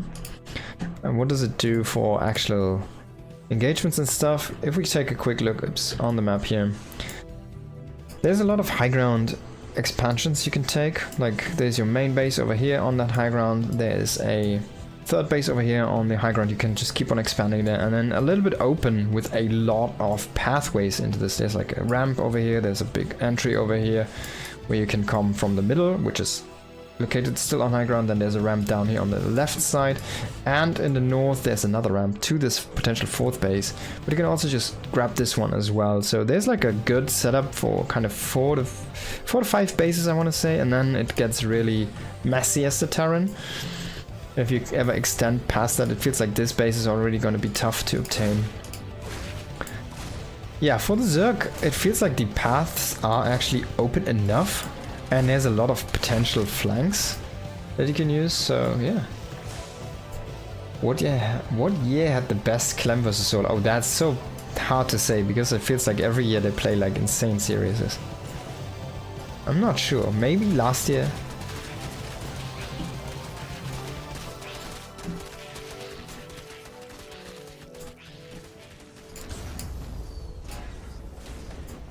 I kind of wonder if TY ever comes back now with the abduct gone on the tanks. I feel like that's something he really didn't like. But he's playing a lot of Brood War still, even though he retired. I think he made it into ASL or something, or was about to make it again in qualifiers, something like that. Maybe he just went back to Brood War full time. Full-time retired Brood War casual almost pro player. Now 3cc opening here as Clem really loves this. He's going very macro intensive on this map, and Solar of course not gonna shy away from the macro game himself, going up into that third base setup. Very nice and early.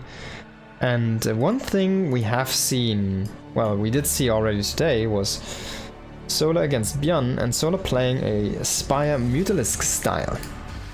And I have to say that was a very nice and pleasant surprise, very fresh to see again. He played Mass Mutas, eventually went into Ultralisk, and he won the game. And it was really cool to see. But Björn also is someone who kind of likes to underestimate or underprepare in defensive setups. So he likes to underestimate the potential for damage that harassment can have. And yeah, mutas are something that can really exploit that kind of weakness to him. And I don't feel Clem has it that much. He likes to set up a lot of turrets. He likes to play it a little bit more safe. And then focus more on his micro. Where Björn just goes like, I don't need 6 extra turrets, I rather have 12 more Marines. Now Clem coming in with these Hellions, but nice trap here from Solar. Is gonna immediately catch half of those. Needs to re-engage though, or the Lings are gonna get roasted. So 4 Hellions to kind of make it into the drone line, but the drones are evacuating at a good pace, and in the end only 4 drones seem to fall here. So still, I think that was a good defense here for Solar. We can have a look at the actual numbers, but yeah, if we compare the numbers, it's a crazy good defense. Only 19 Lings, 4 drones fall in here. For 8 Hellions, a Reaper, and he even sniped the Liberator in the midst of that, which we didn't catch here on screen. 1-1 on the way, which is on par with the Terran's timing, so this is looking very nice here for Solar at this point. He's going now into the lair as well, starting up the Baneling Nest, harassing down a fresh mule. Very good pick here, with only a bunch of Lings. Clem needs to be careful here with his Marines, does not want to lose any of those, because he does not want to lose the momentum, which is already going into the favor of Solar here, anymore than he already has at this point. Now, only drones. We only see drones. Baneling Nests and drones. That's what Zerg would like to do. Hatcheries, drones, Baneling Nests. There we go.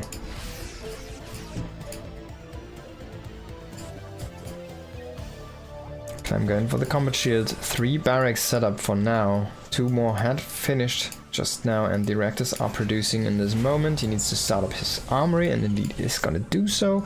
But of course he did invest the Hellions, or throw them at Solar, and they didn't really do too much. So he doesn't have them for a follow-on push. He doesn't have that 8 Hellbat buffer for his next tank push he would usually have. But he actually is going for a Widowmine switch already, so no tanks here from Mr. Clement, which is a little bit unusual, I want to say. But yeah, we have back the drilling claws. They're actually way more powerful than they have been for the last 2 or 3 years, I want to say. I'm not exactly sure when they first were nerfed in that burrow speed, but they did receive that nerf, and then now it's like they are kind of reverted back to where they were when the drilling claws got kind of introduced. So yeah, drilling claws mines are quite powerful, very quick to burrow, so even faster to shoot, less reaction time. But if you don't have the upgrade, it doesn't really matter. They're just mines. And they're coming in from 2 angles here is Clem playing quite preservative with his units here on the right side. It's kind of, man, he's just executing this so nicely there, sniping 1 queen, not really losing too much health on the medivacs there really. Mine's getting diffused here by Solar, so the anchor on the left is already gone. Marines trying to push in here, needs to be a little bit careful. He loads into the red medivac. Come on, come on! Okay, at least he does stay alive. He gets sent back home. No, he actually goes in. Oh, he's gonna fight the queens and he dies. But this queen gets picked off by his brothers, and unfortunately 4 do get kind of left behind. A little bit unusual here for Clem. Losing more units than he usually does to these harassments. Now can the push do something? Just get a first Baneling snipe here, but you don't really want to be too deep on creep or against the Baneling speed already. Banes have 5 more HP. Can have a quick look at this. 35. They used to have 30 HP. They're sitting at 35 right now. It means they're just way better in these engagements. Nice reburrow on the mine. Can you get a good connection? Unfortunately not. The Overseer was there. 1 mine against the Bane. It's at least more value than a Zergling. But yeah, 2 upgrades on the way here for our Zerg player as well, and very good timing on that. So Solo's looking very solid, but he has been only defending. There hasn't been any counter pressure. Kind of wants to send out a few links, check the 4th base locations here. He's starting to trade here against this army from Clem. Can he get a Widow Mine friendly fire connection? Does not get it on the right side. The Marines do stay in strong. One gets like a happy jump into the Baneling, but I mean, that was a good trade for Clem. Very efficient for him. Does bleed out a lot of those units from Solar. And he retains his own units. We did see the upgrades almost finish here at the same time. This is already a planetary finish up, so no Ling harassment is gonna cut it. Like, this is the only spot he can kind of Ling harass right now. But there's already a Widowmine sitting there. Marines coming in here in the bottom, 2-2 finished up, so they deal quite a good amount of damage here against buildings. So be careful, we have an engage here in the north as well. So Clem really spreading. Oh my god! That Widowmine hitting the Queen, and the Medivac just boosts into the friendly fire. So very, very good. Very well done, I want to say, here by Solar. If that was intentional, or maybe the Medivac just was misclicked. I'm not sure, a little bit of a sloppy mistake. Could be. Now 3-3 on the way here by Clem. He's transitioning into Marauders. He's going into another base, and he wants to get up to Ghosts. Now Ghosts have changed. Ghosts have changed, ladies and gentlemen. Ghosts are back at 2 supply, and Ghosts do now favor, or they do now have, the light attack. Oh my god, the friendly fire has actually been insane this game. Now what does the light attack do? It just says the unit is a light unit, right? But what does it do in this matchup? Well, specifically, if you look at the Baneling and the damage, they do have 40 damage almost against light units. That means... Oh my god! A super fungal! Can he get a Baneling connection though? The Hydras are just enough with the fungal DPS to outdo the healing here. But that could have been even worse there for Clem. But yeah, so basically, what the Banelings used to do against Ghosts was 20 damage. Now they do 39. So a Ling Bane composition is going to be way more powerful against any Ghost compositions. And that's one of the biggest changes for this matchup with the Ghosts specifically. They just die now to Banes, is basically what it is.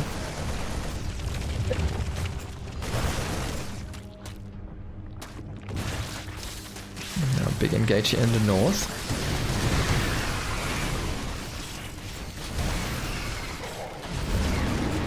And Medivac's evacuating here. Can he get away though? There's no dash here unfortunately on the Hydra, so he can't really chase this. He doesn't have any Vipers. Solar's holding on though. He's keep on expanding. He did lose the space, but he kept the space here on the left. And he's re-expanding to the bottom base while he's taking a new base here on the right. Maybe actually it's a little bit harder for the Zerg to really stretch out on this map. Oh, that's a nice catch here, getting a drone transfer there. +3 weapons about to finish, not done yet though. So the Lurker does stay alive. Gets to burrow. Clem with a push coming in here. Personal cloaking on the way, going heavily on the Ghost count now. 10 Ghosts here. Already jumping the gun there. Can he keep his units alive though? Nice fungal there on the left side. No Widowmine burrow, nothing really going here for Clem on that point of the engagement. But he does have maybe a snipe here on the base in the bottom. Could be enough, but then again, oh my god, these SCVs get caught there by some Banes.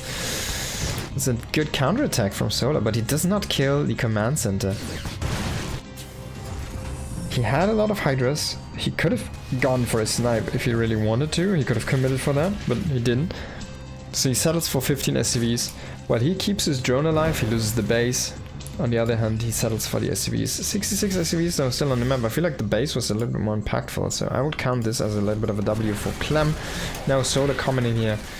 Planetary on the right is getting hit by Lynx, but should kind of be able to be repaired, but he was a little bit too late on the repair though. So the Lynx, they already do have Adrenal and 2 upgrades, did manage to kill that base. And that's a tough loss for Clem. Good snipe there by Solar. He does lose a base here in the north though, and no cancel, so that's a straight up kill. A little bit of a mistake there by Solar letting that happen. Oh, that could be a good fungal. So we do see an EMP connect, so there's only one fungal left, I want to say, on this Infestor. He does not use the Shroud so far, and he doesn't have the upgrade. Oh, the EMP actually does miss, a fungal does hit. He's trying to get more from those Infestors, he's moving them away. He does not have a fungal ready yet, and this enables a window for Clem to push forward here and try to harass the space once more. If he can kill this one more time.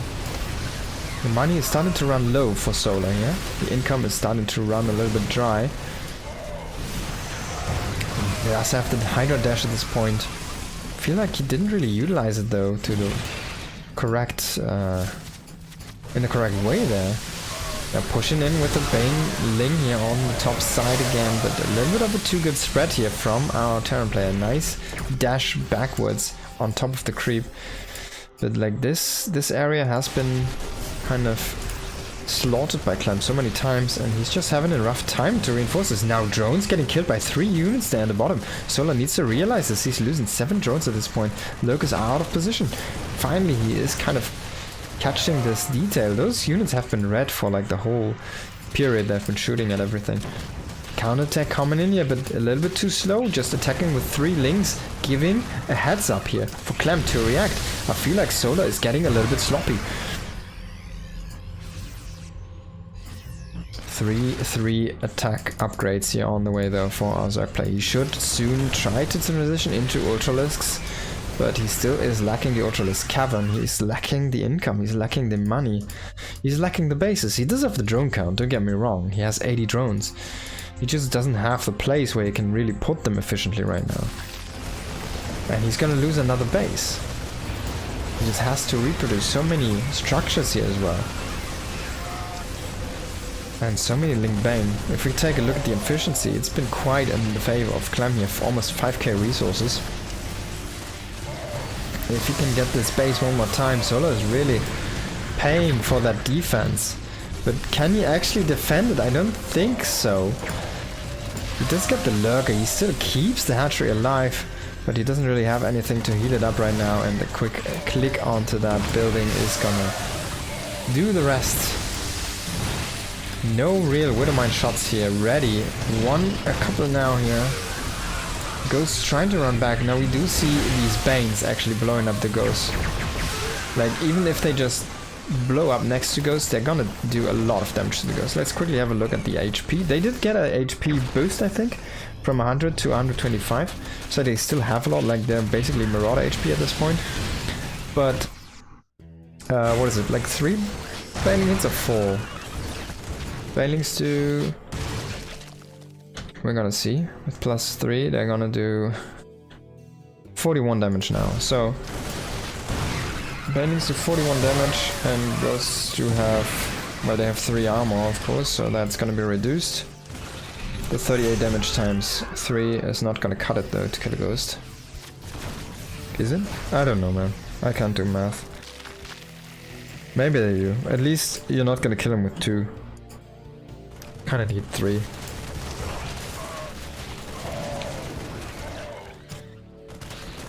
No, Clem has a lot of mines staggered here through his bases, and he's still keeping control on kind of the bottom side of the map.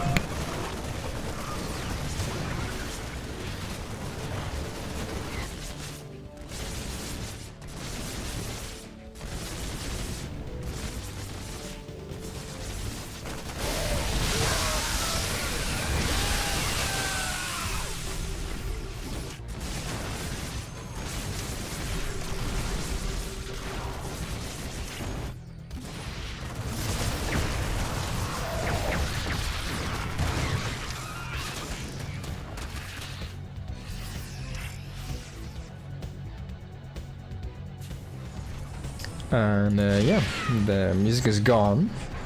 Thank you for patience.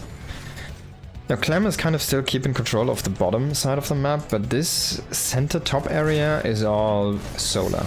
And oh, can he get a fungal? He gets a good fungal there, and he moves in with a Hydro Dash. Oh my god, that's so much that he can kill you. And actually, he's gonna push Clem off this map with this move. Wow, wow, that was a crazy finish to this game. Yeah, Clem really getting hit there, caught by that fungal.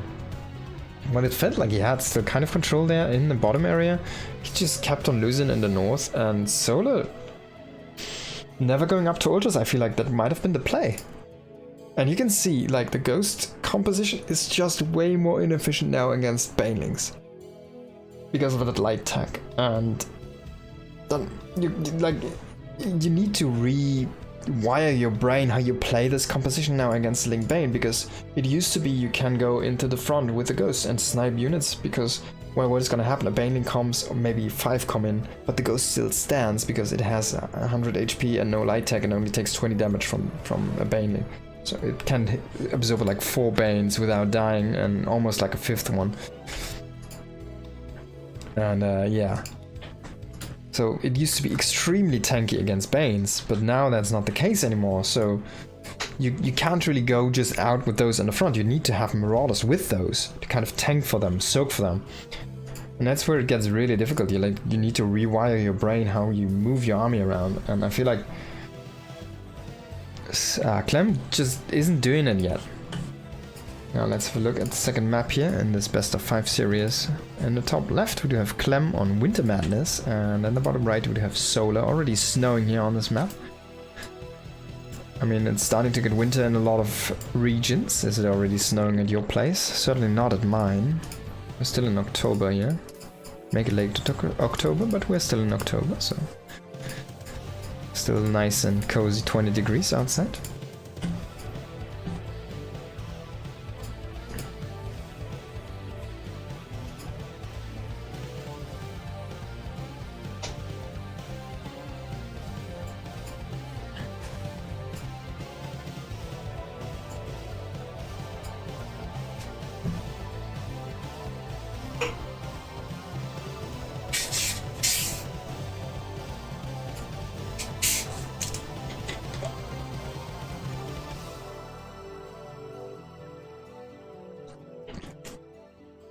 Okay, so let's see if Clem goes again for that 3cc opening, or if it is stray away from, like, truly his opening at this point. I mean, every Terran is playing it, but not to the perfection Clem does.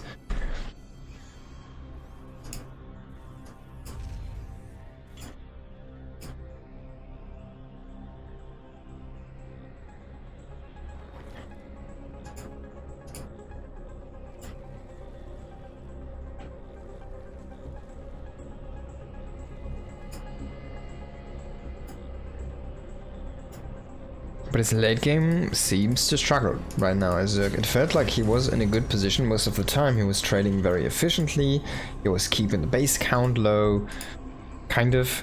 He was poking out like 2 bases all time long, but it just wasn't enough. It wasn't enough to best Solar in that game earlier. And can he kind of make things work here?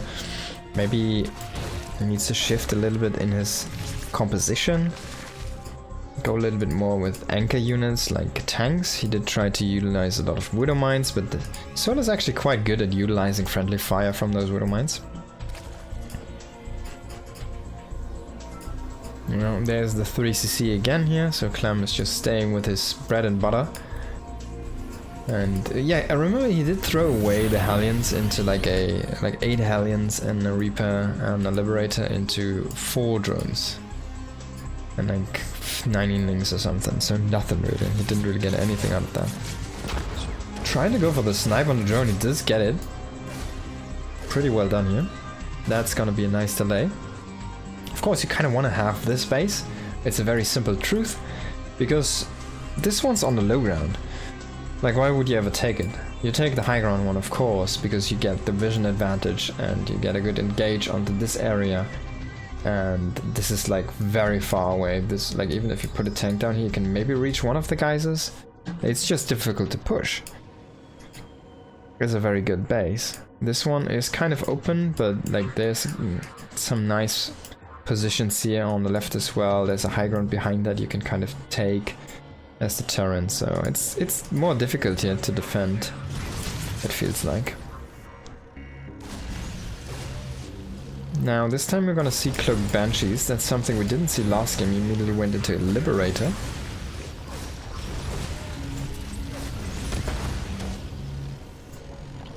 Will he commit into Speed Banshees? I don't think so.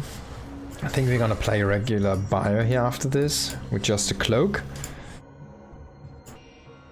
Well, I have to say, oh god, I love it, Aspire. But on Clem's side, like on the Terran side, I have to say I really enjoy Speed Banshees without Cloak even. Because you can kind of get away. Like, you're not relying on the Cloak. You're not relying on your opponent to basically make a mistake to not have detection there. But you're relying on your own ability to keep your unit alive by just having it more microable. And I feel like a player like Clem, like those micro-intensive players, someone like Bjorn for example, people like that, they should always go for speed because it just enables, it gives them more potential, it feels like, with the Banshees. To just be so annoying because you can rotate so much more. It really makes the multitask shine more. Now, did he see the spy? I don't think he spotted it, even though it is at the natural. The Banshee just went in there, and I feel like he might just be a little bit in false safety here. And I mean, look at what shoots up. It's 4 Marines currently. We could see 6 meters here immediately.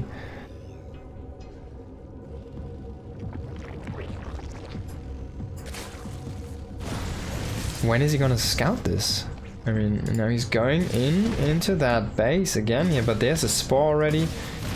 Is Solar ever gonna see the spy? I don't think he will. And he's not gonna see it here on the other side as well. He does get 1 drone, that's all he gets for now. And he even moves out. He gets pushed out before the first meter hatches, so he doesn't see it. This could be a disaster. I feel like he kind of smelled something. Maybe he has seen a meter here somewhere. But he is going into the turrets. Maybe he was just looking at the units and the meta's already shifted enough that he knows he's gonna play a meter game here.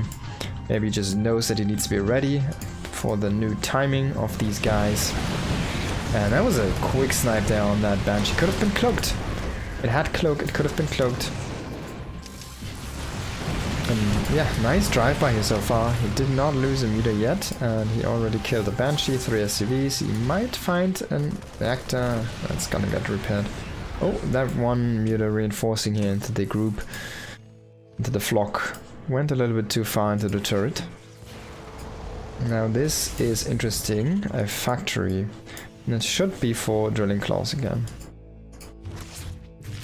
Yeah, look at that. Cloaked Banshee running into an Overseer. Right? What are chances? And there he goes down. So that Cloaked Banshee investment for like 5 drones to Banshees. If you count it like that, yeah, maybe, but actually those weren't all killed by the Banshees, so not really good.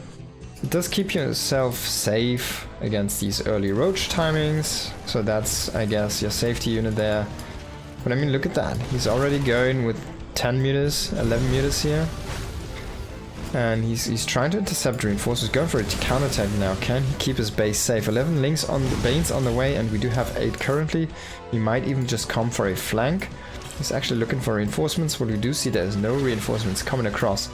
So that means Solar also sees and says, alright, I basically don't even need to engage. He can just wait for Clem to try and come in, because if there's no reinforcements coming, this push isn't getting stronger, but the defense does.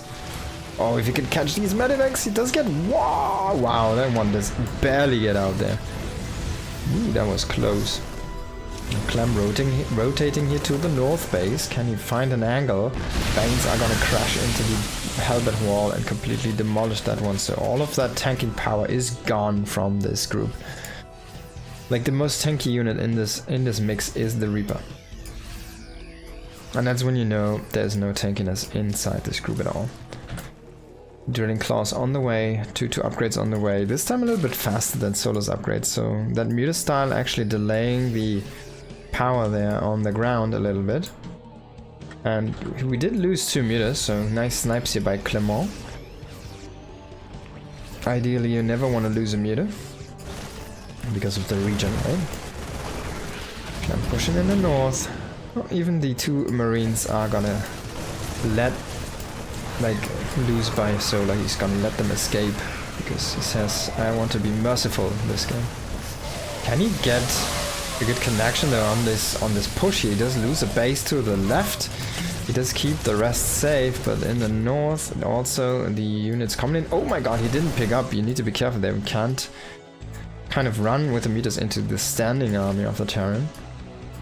Even though only the half army there is too much. Drilling Claw's about to finish. So we're gonna see some cloakiness here for those mines. Invisibility coming in 2, 1, and there it is. Now they have a red light on top, so they can burrow faster. Oh, that's a nice connection there. Clan pushing in at the same time. Oh, you could get some good, amazing connections. This one has 5 kills here. Getting so many banelings there, and that was just the momentum he needed to swing the hammer into Solar's face and smash it down. And Solar had no choice but to say GG, but with his hands because there was a hammer in his face.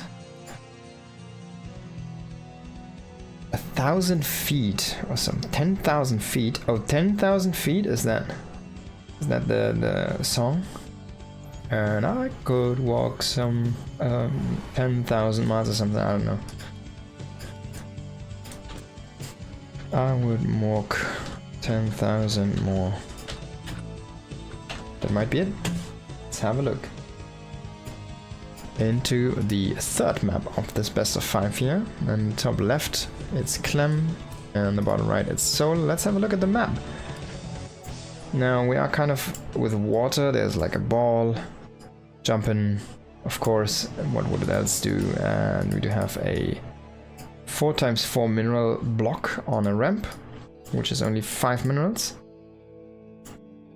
And we do have the natural over here, and a natural, a very easy high ground transition here for bases, but kind of like you would even go for this one. It's kind of cool. I feel like having so few pathways there into this area.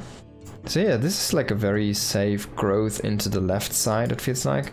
But then you can also just go down here. There's like a timer running on these, basically. These are timed. Wait, is this...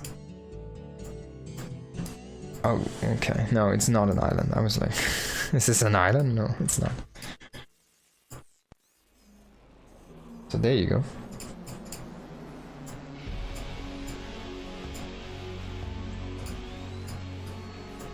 Clem, will you go for the 3cc again? I think yes. But are we gonna see a spy again? It didn't really pay off in the last game here for Solar. Can he make it work though?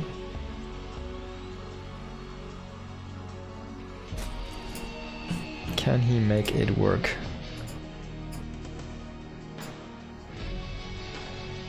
Is he gonna try to make it work again? That's the big question.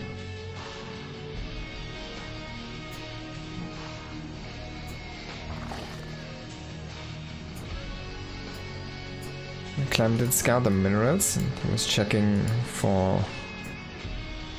Oh, this is interesting. So Solar's actually deliberating, like he's going into this direction, and Clem was actually checking for this, so he's like, you're gonna take that one, aren't you? And that's interesting. I'm a little bit surprised, I have to say. So Solar deliberately wants to try and grow into that area. Now he needs to mine these minerals, of course, so he can keep these bases safe. It's probably the easiest kind of way for anti-drop. There's a little bit of a compact setup there. And that should help against drops. He's gonna start to mine out now. Clem, of course, with the 3cc behind here. And the one-on-one setup going into the Hellion Banshee now. Is he actually going to commit to Banshees? We'll have to wait and find out. Didn't really do much, to be honest, last game, so maybe he's going to shift away from those again. Could see even a medevac, an early medevac or something, with a Hellion drop, for example. There are some ways you can utilize those things. Going into an early third gas. Oh, sorry, that's the second gas, yeah.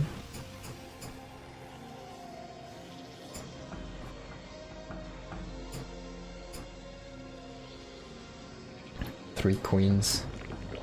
Posturing for the defense.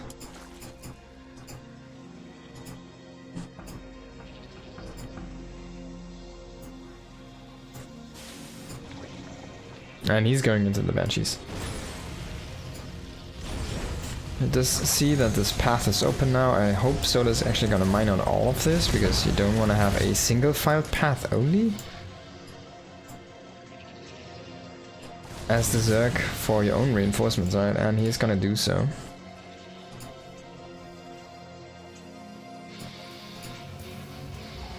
There's so many balls on this map, like what are they doing? Some of them are jumping, some of them are lying around.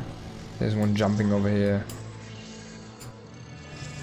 And you can see the timer on these debris, it's about to bleed out in there's like gone more than 50%, so the map is about to open up way more. And that's of course gonna favor Solar a little bit more, I feel like, because there's gonna be more pathways for his links to take for counterattacks.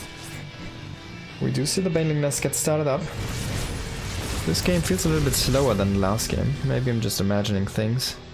Didn't really look at the timers. Double Engie Bay on the way here again.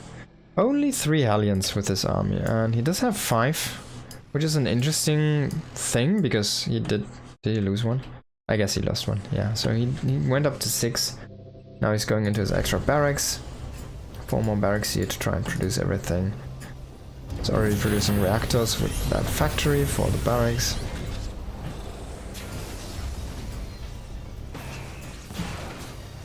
And he's gonna come in with the Hellions here, poke a little bit at the queens, double clock Banshee coming in. No detection right now, he could go for the queens, but he's again distracting on the left side, and he's trying to go for drones. Gets 1. He does kill 1 drone. Oh, this is funny. If he has a little bit more creep here, if he puts a creep tumor down there, he will keep this alive. So this wall will not... He needs to destroy this, actually. It won't bleed out. It's a funny concept, but Zerg can keep these alive. They can't be repaired, they can't heal up, because they're only armored structures, they're not biological. So they don't have that natural Zerg healing, and you're not able to transfuse them as Zerg. But they will stop bleeding out. As you can see, the damage ticket does stop because the creep tumor is there to provide health to the Drabees.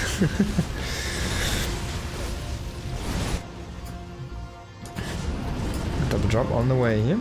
The first real pressure from Clem coming in. Going for the second factory quite fast. Again his Widowmine style. So Clem really going back to kind of his roots, where he really started to peak. A very fast-paced Widowmine, Marine, Medic, and Marauder style. Just a bunch of multitasking. But maybe this is not really the way to go. We'll have to wait and see though. I mean, he can definitely out-multitask anyone. If you can out-multitask Serral and Reyna, you can out-multitask anyone in the world. But this is like, it's like an execution-based thing where if you slip up once, you can really slip up quite big, and then you fall down so hard that you might lose the game because of the momentum shift in an instant. And yeah, you really need to be careful.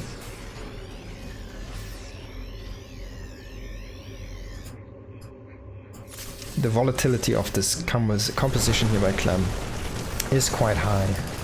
These debris just kept alive there by the creep. I wonder if they will ever get destroyed, or if the creep just get killed and then the debris start to bleed out again. Okay, so Clem is gonna kill one of them, and on the other side he's engaging into the queen group here, and they have a bit of Baneling support, but there's too many Hellbats really. Now finally he gets behind the Hellbats. Clem was not looking for a moment. Clem is pushing now into the right side though, and oh, 1 queen enough to kind of shoo him away. Only a couple links here, not enough really to fight this army. The left side gets pushed away.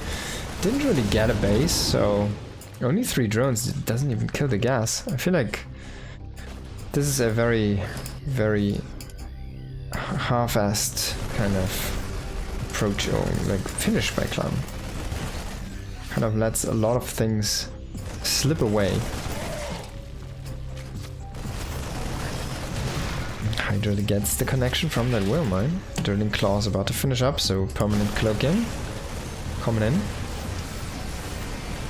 And yeah, as I said, Clem is kind of approaching the expansion style or expansion pattern that I was talking about here in the very early game when we talked about the map. Oh my god, that shot was huge. Oh boy. Going into that lair, going into the lurker den. Is he gonna use some infestors this game? Is he gonna go for some fungals? We could see some. He probably wants to pair them with lurker or ultras. But maybe he needs them before that. He does get one of those medivacs, but that was the empty one. So in the end, Clem can just keep on reinforcing, and he made 3 more barracks. He's going into the Ghost Academy. 2-2 is about to finish. Oh, this game could come to an end very soon here. It feels like the stuff for Sol is just a little bit too far out. 2-2 just like needs, I want to say 20 more seconds or maybe 30 more seconds to finish up here. He's kind of losing on all fronts. He doesn't really get the good engages he needs to push us back. And he doesn't really diminish the forces. Now with Ghost coming in, 2-2 finished up. Oh, Clem could overwhelm at any second. Need to be so careful here. Nice sniping on those Banes. Target firing left and right. It doesn't matter. This man can do it all. He's gonna be pushed back for now, but that was another super efficient trade here for Clement. Vipers is the spellcaster of choice here for Solar to try and best Clem's multitasking. But is he gonna have enough time? It feels like this army from Solar is just getting thinned out so much here. He simply can't muster the units. He needs to reproduce so much that he just simply doesn't have enough lava. He never really went up to more than 4 hatcheries. So now he's kind of stuck with this very lava intensive style, but he just doesn't have, he kind of peaks in money from time to time where he doesn't have enough to reproduce. Now lurkers did come in, but he didn't really have time to set up a position for them, and they get already shut down here. A lot of drones now falling, and Solar is just gonna fall apart. GG is gonna be called. Clem's multitasking was too much for our Blue Zero player.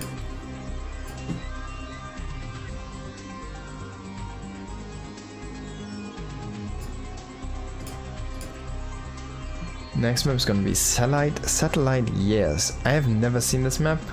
Oh, it's also from the candidates. I might have seen. I might have just skipped over the name. I definitely have seen all the candidates, but I haven't seen maps or games on those yet. Satellite Years. Satellite Years. Satellite Years, I guess. So this is gonna be a snow theme map. We're looking at a 2-1 situation right now in this best of 5 here for Clement on the bottom right, and top left we do have Solar. Okay, let's have a look at the map. That's all I want to talk about right now. Now there's snow. Oh, they have solar panels. Oh, they know what's up. And this guy is leveraging that energy, and this guy is just watching him. There's one, no, there's no guy down there. So they have solar panels over here. They know what's up. They have like, I don't know, helicopters, I guess? Fake banshees? What's this? I guess it's just a frozen structure. Or reactor or whatever. Okay, so enough doodads. Let's take an actual look at the map. This has a high ground natural, so this could come into play into a PvP, for example, for Phoenix Wars. Then you have this kind of triple ramp situation. It's only a double ramp though. There's like a big flat ground here, and those two expansions are very close to each other, it feels like. Of course this is shootable from the high ground, so any ranged unit can harass that area, and then you have a two high ground expansions here on the right. And there's like a small expansion here on the left side, more to the middle with a gas. It does even have a reduced mineral count, but this is also like these two bases are so close to each other. It's a very compact, like two bases are always very compact to each other, it feels like, on this map. And then you have these weird, like these stick out a little bit here, I guess, but yeah, as you can see, there's always two bases very close to each other. Kind of crazy. I mean, you can even fit these two in one normal screenshot.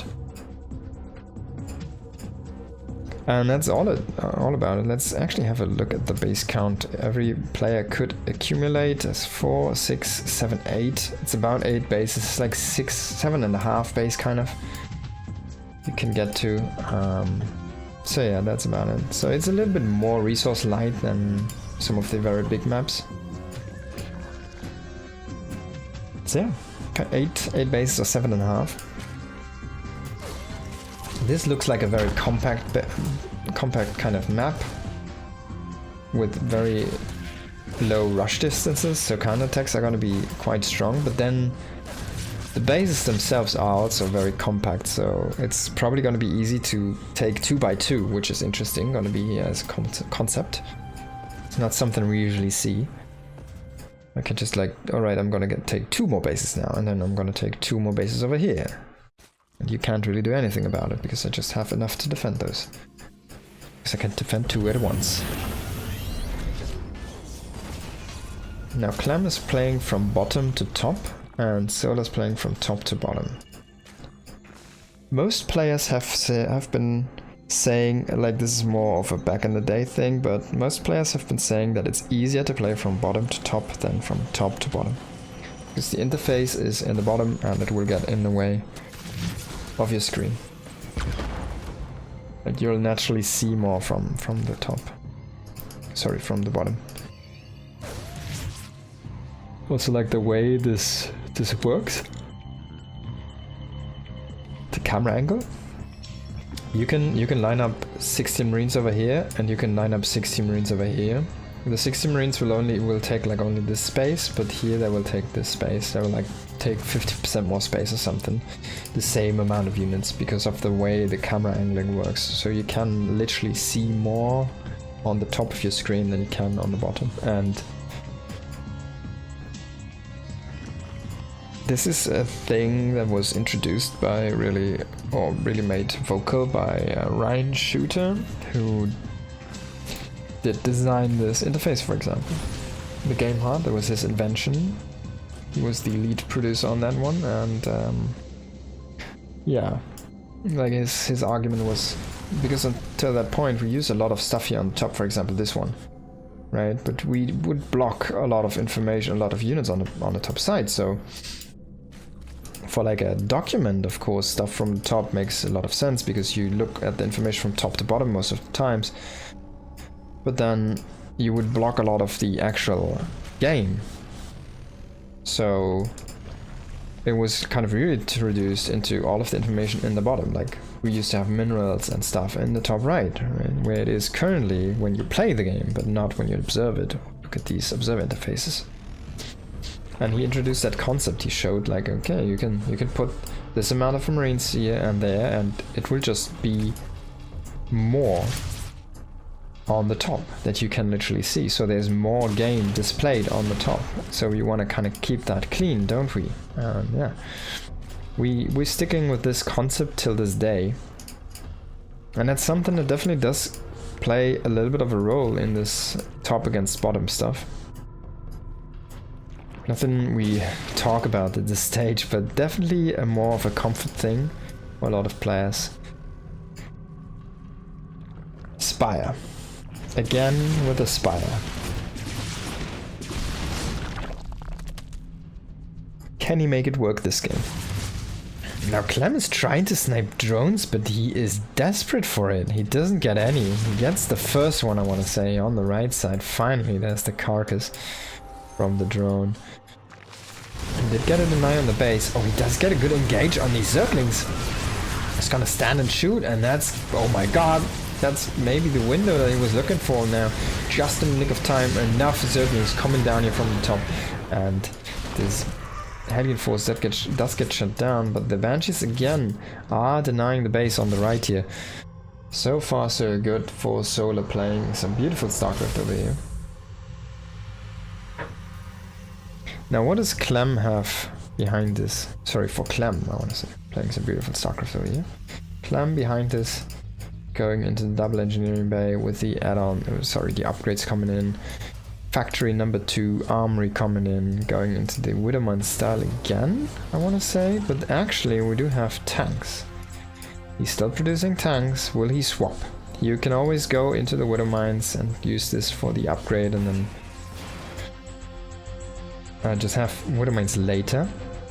Now this case, Clem did go for 2 tanks, 2 Banshees, 2 tanks and Marines, and then into Widowmines and the Drilling Claws.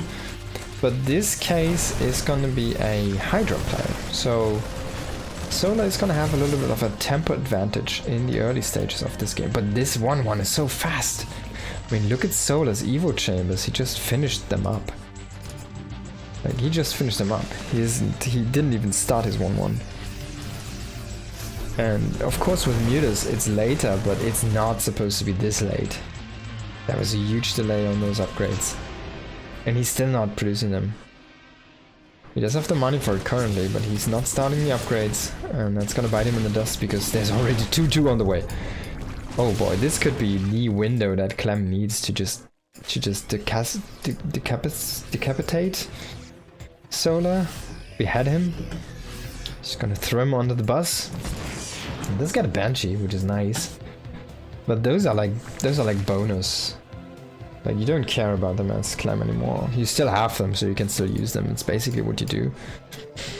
There's Mutas. He does know that there's Mutas. There's a Thor on the way to anchor his push. The Mutas are never going to engage the army. The Thor is going to be extremely valuable against those Banes as well, getting in the way and soaking up any amount of damage.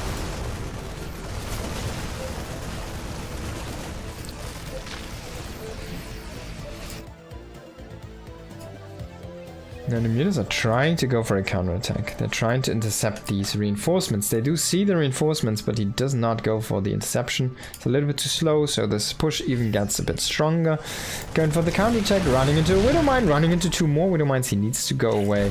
He doesn't manage to kind of evacuate there from that miserable counterattack. He does get into the mineral line now, but there is just so much defense. He's not gonna break this one.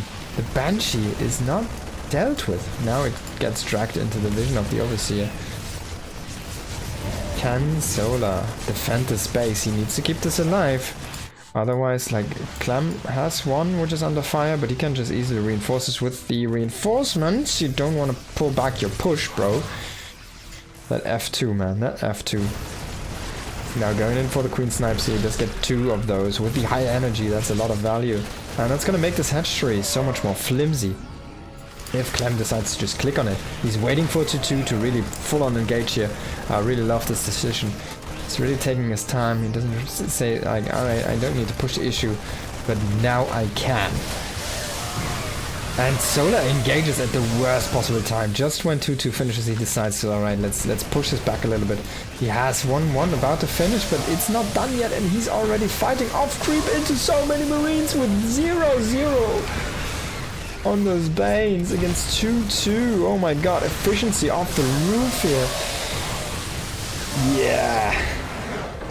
Yeah. And Clem gets a free win. That was so much tempo advantage for the Terran. The upgrades, they broke the game. 2-2 against 0-0. The worst... Oh god, the worst time to engage. And Solar really ran in there. Now that was unfortunate, but it was also just... It was a bit too much, I feel like. Alright.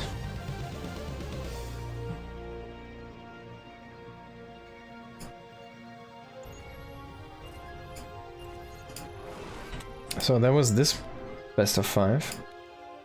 And we do have one more best of 5. It's gonna be a TVP. It's gonna be Clem going further. And then we will have Hero as his opponent. Hero being picked up by formerly SKT1, now known as T1, and it's still the same team. It is the OG StarCraft Brood War team, and they are cycling back into StarCraft now. They came all the way 25 years ago from Brood War and then went to League of Legends and other games, and I think they're pretty big in League of Legends, right? Faker or some very famous people are on that team. I have no idea about the game, but it's probably a name you've heard once. And now the cycle is completing and they're back to StarCraft 2. Will they ever come back to StarCraft Brood War? We'll have to wait and see. I don't think so. But yeah, StarCraft 2, they have been picking up Hero, of course, and they want to kind of get a good lineup for a potential Esports World Cup next year. Potential. There's 3 more games to be announced from the returning games. What could it be? Potentially StarCraft 2. We'll have to wait and see. Blizzard has shown some life signs as of recently. Maybe they will go out on a limb and say, alright, ESL, alright, Esports World Cup, we will not charge you for the game. You can pay this, you can have your tournament, and we will not charge you for that with $300,000 like they did last year or this year. Now that's just speculation, but it is a matter of fact that Blizzard does take money from tournament organizers if they have tournaments that go above a price pool threshold that is more than $10,000. That's why you see a lot of tournaments capping at that number. And if you go above that, Blizzard will involve themselves and they will come and they want some money, or they will simply just shut you out because they own the media rights for the game, because the game is only online. It's just this server interaction is streamed to your PC, so the data is owned by them and you have no way of owning that, because the game you buy is not a game you buy access to the game, because there's no LAN modus. Remember that? Like 10 years ago? No LAN, we want LAN. Or 15 years ago? 15 years ago.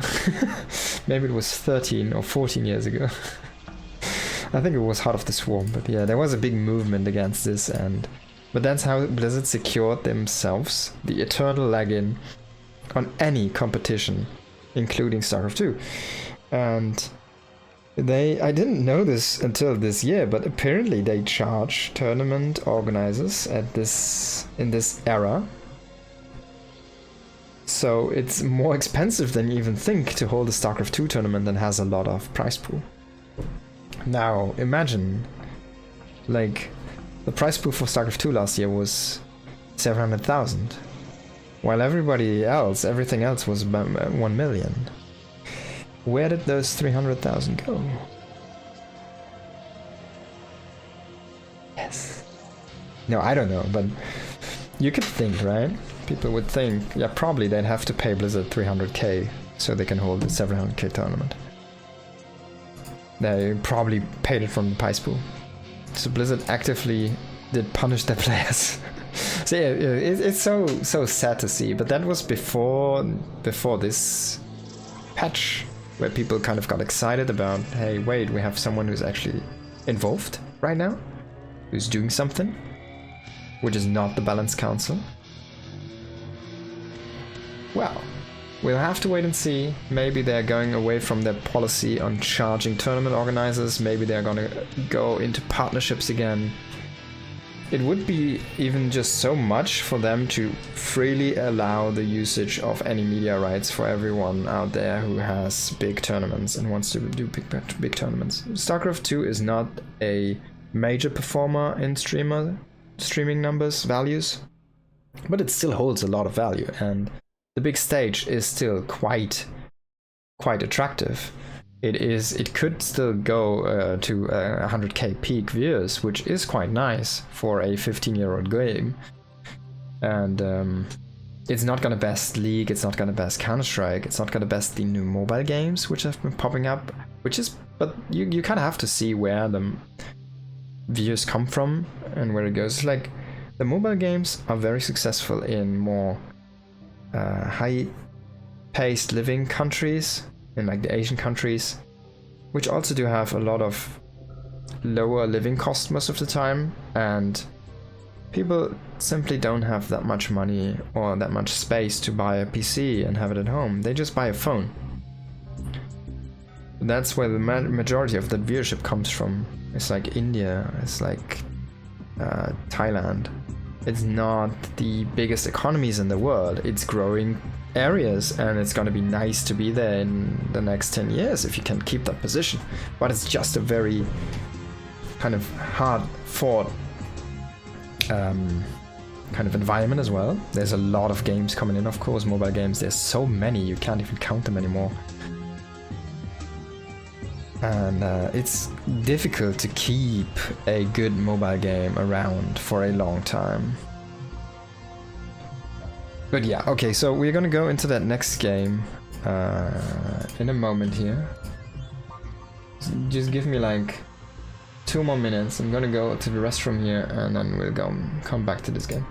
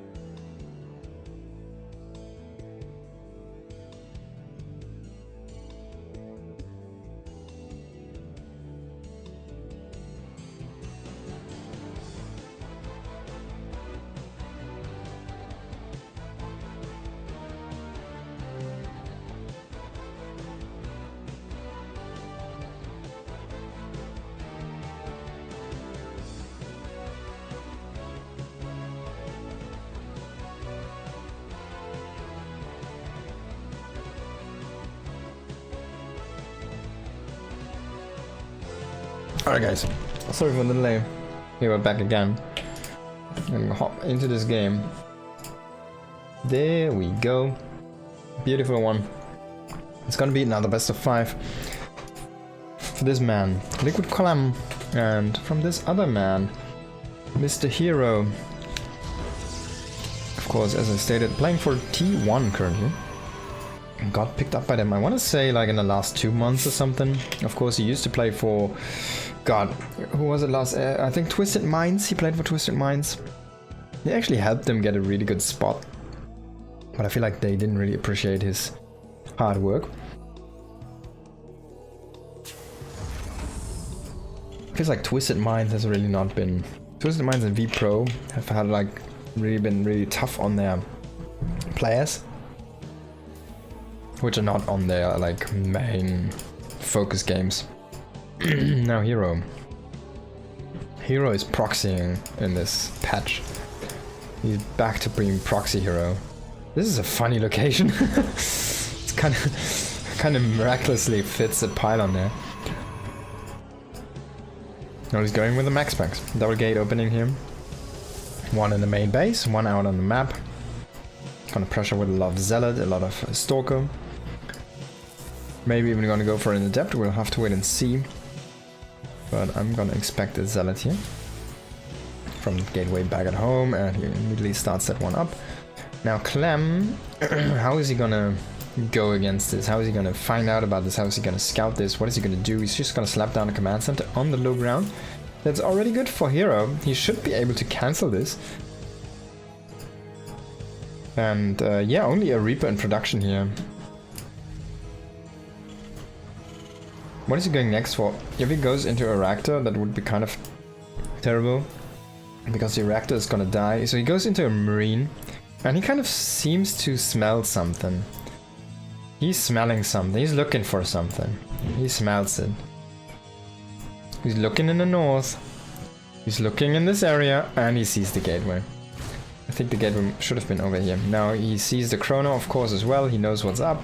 He gets stalkered, but he does get away, cancels the base, immediately remakes it. This is like an important move. If you cannot do this in time, now you're gonna lack the minerals. He immediately throws up the bunker. I feel like there's a lot of good reaction here by Clem. He's really taking this insanely serious. And he should be able to hold this one. Doesn't even lose a Marine yet. Now he's gonna lose that first Marine, but maybe he even gets the Stalker in a re-kill. Can he get it with that Reaper? Oh my god, it's so low! Oh, he does get it, but he loses every unit. And there's an Adept inside the base and one Marine in the bunker.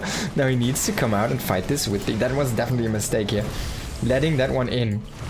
So that's gonna be at least 3 more SCVs gone here, and there is more SCVs that are already tagged. So a lot of potential death inside that base here for Clem. Clem kind of needs to micro his SCVs against this. I don't think he can just let them die. He does have a couple over here, which he evacuated. This Adept over there is gonna die to the Hellion now, finally. And Clem is gonna push us back, but 4 SCVs kind of unnecessarily lost. Another delay on the command center. If he only had an add-on already started up, and that Adept wouldn't make it in.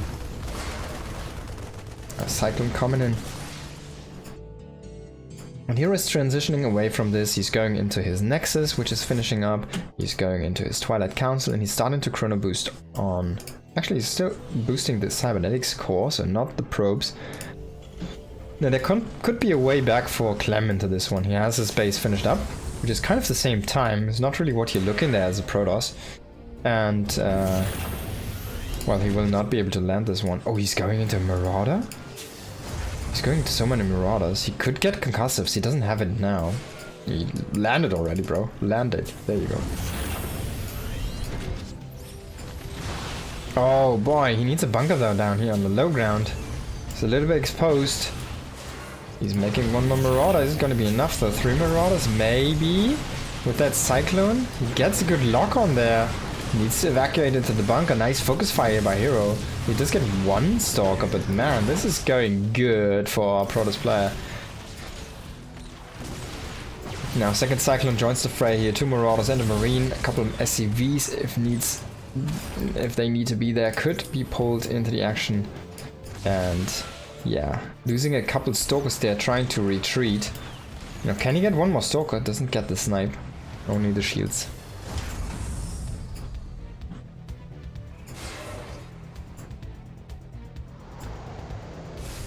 Stim on the way, finally. That's a 5-minute start on that upgrade. Quite late here. A lot of delays. Now Blink is gonna be finished way before Stim.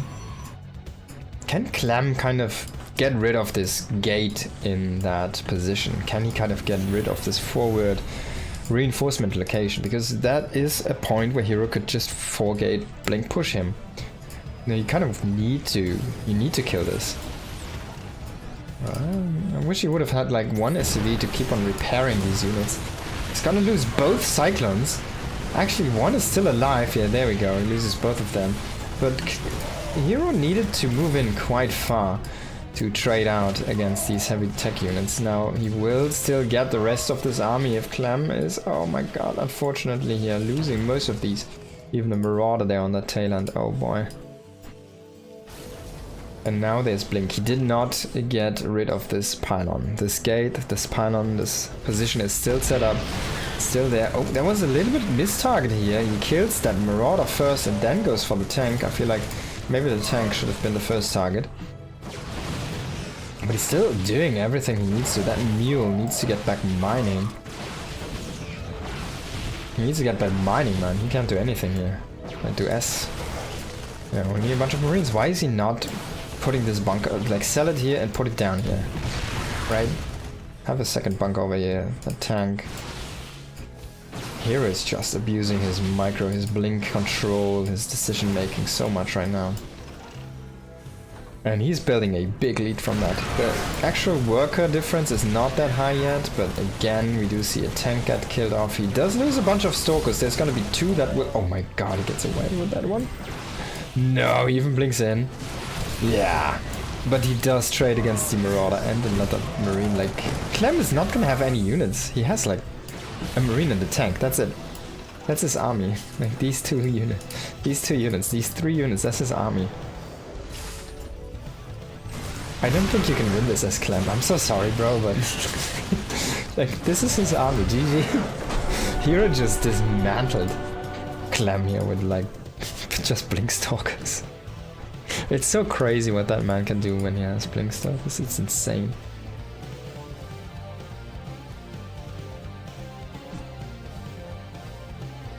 Clem against Hero, second game, Winter Madness. Might be a pun to the Summer Madness song or whatever it is. Now Hero's up 1-0 in this best of 5. On the bottom right, it's Clem, and the top left, it's Hero. Very aggressive playstyle here from Hero. Like even in that last game, when the game ended, he was only up about like, I would say 4 to 5 workers. Not really far ahead. If he ever gets broken, if his aggression ever gets broken or falls apart, Clem is gonna have such a good comeback in that game, but because he was always kind of on par with the economy. He didn't have the 3rd CC, but there was a 3rd Nexus for Hero, but that wasn't even close to getting saturated. He was sitting on 40 probes.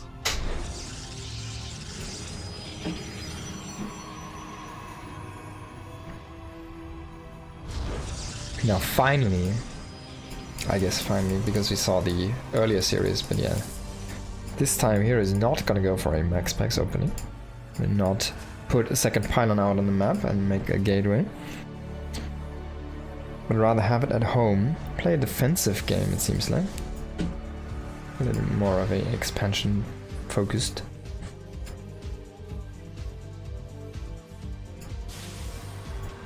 I wonder if Clem will also send out an SCV to scout. Like, stuff like that happened in the last game. You can kind of prevent that if you just send out an SCV after you finish the barracks. You can scout that there's what's at home by your opponent. You can see, hey, wait, there's no Nexus coming. You don't even have to find a proxy. You know there's something across the map just by what's missing at home. And I mean, Terrans do decide to go against this. They just go with the Reaper Scout most of the time. And that does make them vulnerable to these super early aggressive builds.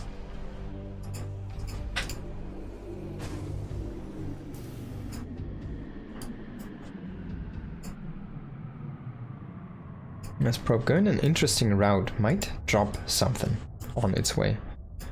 And this looks definitely like he's gonna drop something. Maybe not.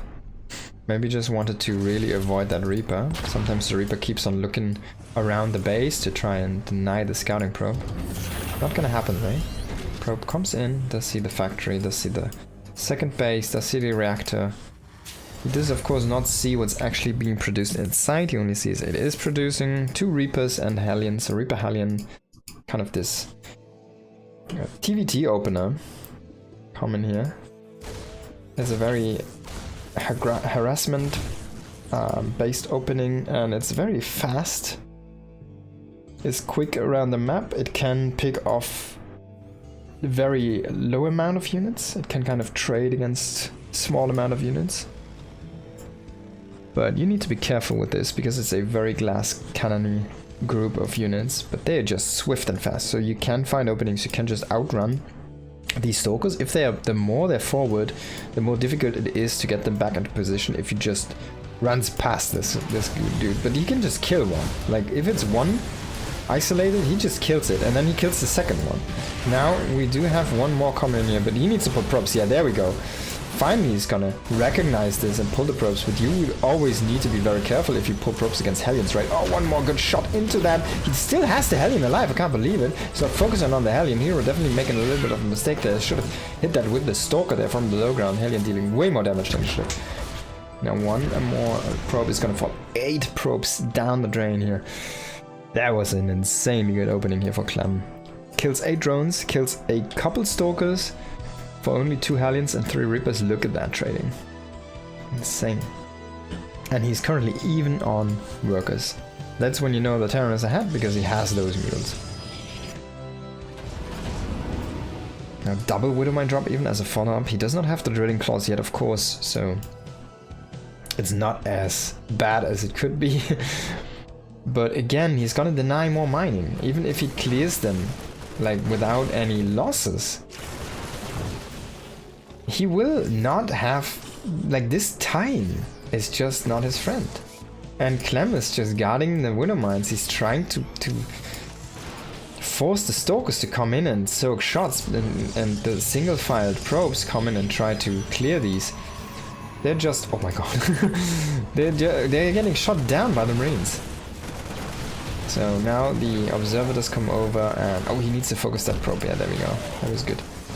Does get away with a medevac, and in the end he only kills like 2 probes with this, but it did deny so much mining time. And we'll have a look at this one, income advantage graph here. So this dip was the workers not mining, and now it slowly crawls back. But that was a pretty good harassment tool here again. They're coming in with more, even a Raven to drop down all the turrets. Look at the workers. Clem is in the head right now. You will lose potentially this tank. Yeah, he does lose the tank. But only 3 Stalkers left, man. Like, the Stalkers from Hero, they deal way more damage, it feels like. He really utilizes Stalkers like every Protoss should do.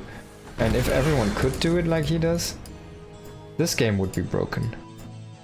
There's no way.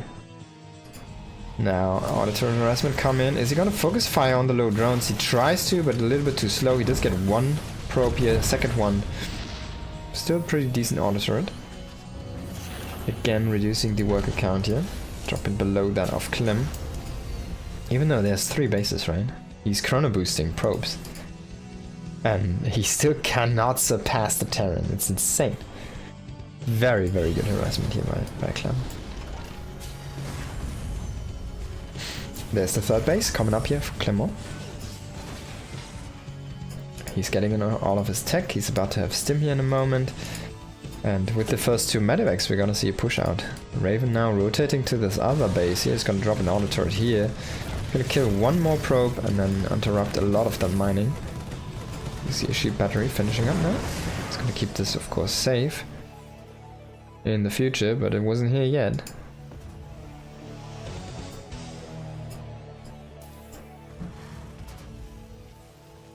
Stim did finish up. Now we're gonna see Concussives here in a moment. Maybe. Colossus on the way.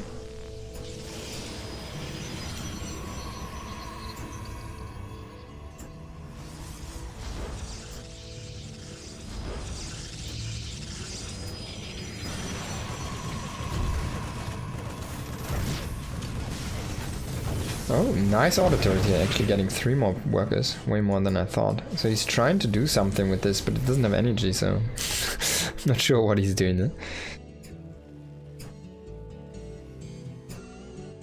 Let's get the Observer, good scan, and 2 tanks and a group of Marine Marauders are going forward.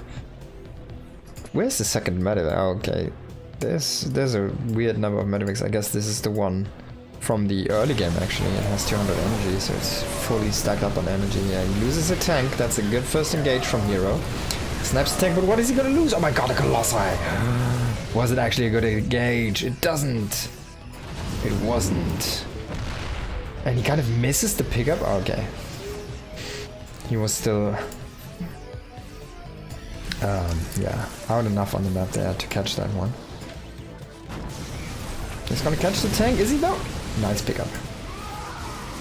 Needs to be a little bit careful here.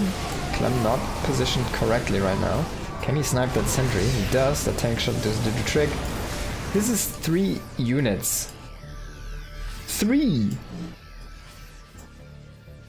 And what is he making? 2 forges and a Dark Shrine. Like, what? He has 3 units and makes 2 forges and a Dark Shrine. What the hell, man? This guy has balls, but he might just lose this game because Clem is about to push. He has 75 army supply to 35. And if he can only get rid of these Colossi, or literally anything for the matter, it doesn't matter which he kills because he's gonna kill everything anyways. And yeah, there they go. Only 1 Stalker left here. 5 Zealots are not gonna do the trick. Terran reinforcements on the way. 18 army supply against 74. He has literally 2 Stalkers, a Colossi, and 1 Sentry. Sentry did die. Colossi still alive. 4 Zealots joined. That was doubling his army supply for a moment there. Crazy. When you warp in 4 Zealots and you suddenly have double the army supply size. And it's not the early game. Well, Clem just manhandled Hero in this game. That was crazy. No engage went the way of Hero, and except for that 1 Stalker blinking on that 1 tank in the early game. The rest all went to Clem. But yeah, of course, the opening going so well here for our Terran player, killing 8, maybe 9 probes. I think he killed the scouting worker, and then he killed like 8 in that attack, and 2 Stalkers, resetting the army as well.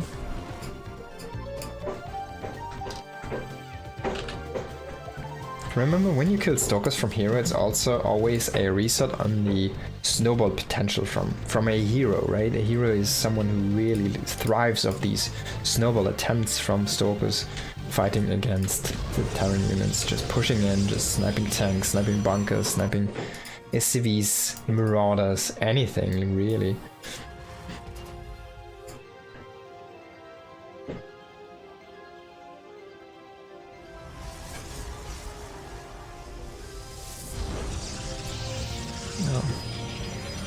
Let's see how this game is gonna pan out here. We are on Taito Citadel. Taito Citadel. Let's have a look at the map. There's a natural expansion with a low ground opening here. There's a destructible rock, which opens up this base, kind of. And there's a second base on a high ground. And then the high ground does go away. We go to the low ground here, over here. Of course, this base we just looked at. And one in the north. Then we do have a corner base in the north right and a gold base in the bottom left. So there's not too many bases. 3, 4, 5, 6, 7 bases per player kind of. So again, not that resource heavy.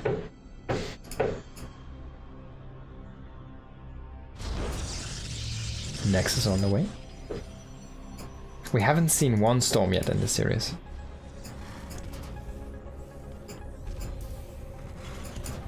Hero did play a game with Storm earlier against Kyo. That didn't go his way.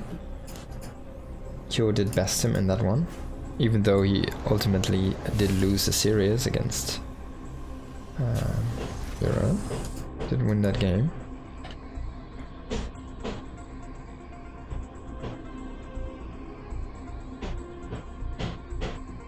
Someone's really hitting the nail somewhere. Now sneaky probe again. It's just for his scout. There's the shield rocks blockade.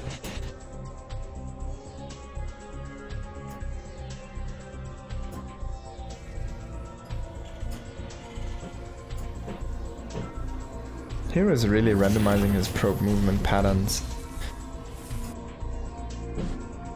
Oh, so this is interesting. This tower is not a natural run through, so you'll have to actually go there. Probe does die before it kills the SCV, and we do again see double Reaper and Hellion here. We'll run into the Adept. He's gonna potentially even kill this one. At least he's gonna deal a lot of damage to it. And yeah, shooting at that Hellion was definitely the right choice. Permanent damage is better. He might even repair this before going in again. And he's going for more Reapers. No, this time it's 4 Reapers and 2 Hellions. I think last time it was 3 Reapers and 2 Hellions.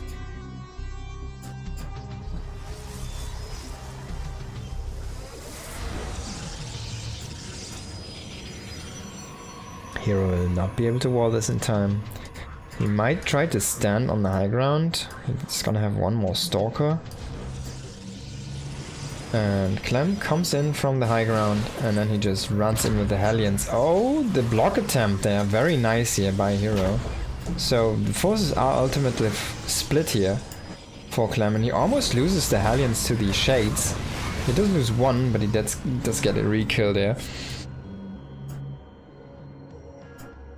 So far so good defense here from Hero. So definitely way better than taking 8 drones or probes loss. And yeah. No, he's almost using the pylon spot for the bunker. Robo coming online here. Now Hero is gonna finally start to have enough units here to really be safe against these shenanigans. But we do see a Widowmine drop coming in at the same time. Reapers and Hellion waiting on the left side for their opportunity. Can he pull units away into the drop area and make Hero over defend one place so he can excel damage in the other one? He immediately comes in with both. It actually goes into the main base here. He knows people are in the main and he's waiting on the low ground. Actually, he does not go. I think he misclicked. He went to a third base. Oh my god! He hits the transfer. Hero, a little bit too chaotic for himself, runs into the Widowmine shot and does actually lose again 8 workers. Wow, but it's not as early as it was last game. It was with the Medivac follow-up, and he did kill the Medivac, he did kill the Hellions, he did kill a Reaper, he did kill the Widowmine, so there's a lot more trading that went into this. And he didn't lose any Stalkers this time, so it's going better for Hero than it did last game. It's still not good though. Like, this harassment is still doing what it's supposed to do. It is killing workers, and yeah, killing 9 workers is quite nice at this stage of the game. He's almost on even workers now. He's just putting up 2 bunkers. I wouldn't even hate to see 3 bunkers against Hero. Like 1 more over here.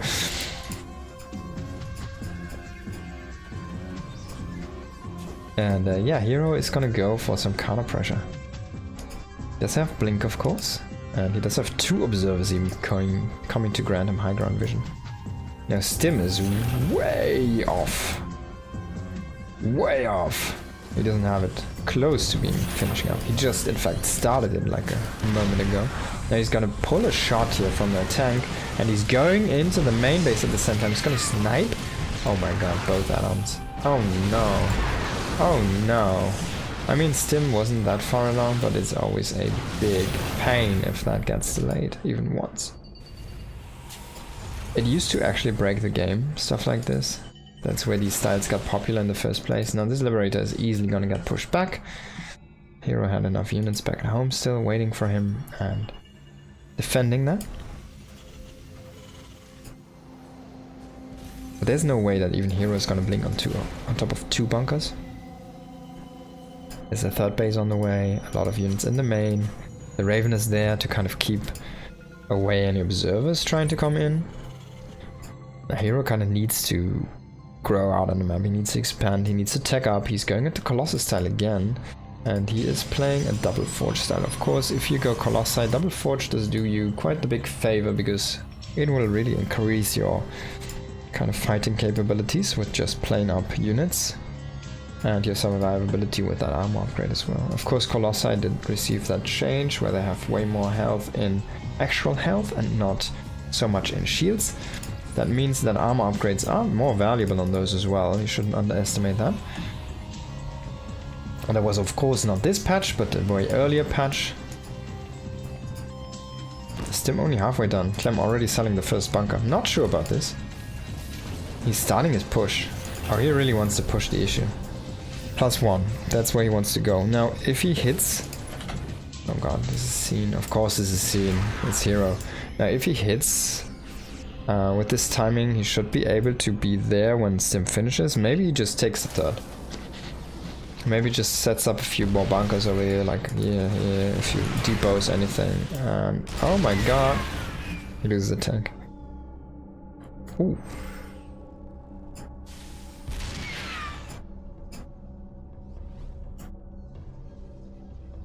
Now that's gonna be a good scout on the Colossi.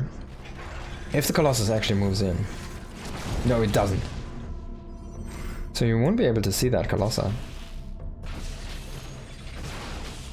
Will he? No, he doesn't scout it. Oh my god. Will he see it now? I think, yeah. Yeah. So he did get a glimpse of it, so you should know, okay. Playing Colossi, he's already making Vikings. He does have a Ghost Academy on the way, and he's getting a 2nd starboard, so he knows now, yep. We need those Vikings. They are cheaper now. Can you imagine? They only cost 125 minerals and not 150 minerals, so you can make... For every 2 Vikings you can make 1 extra Marine. That's the buff. It doesn't sound like much, but if you go up to 20 Vikings, that's 10 extra Marines. So that's actually quite a bit. If we go up to these bigger numbers. Oh, I love this. He's kind of sending his Raven a little bit around to see if he can find any observers, which are kind of revealed close to him. This is revealed, of course.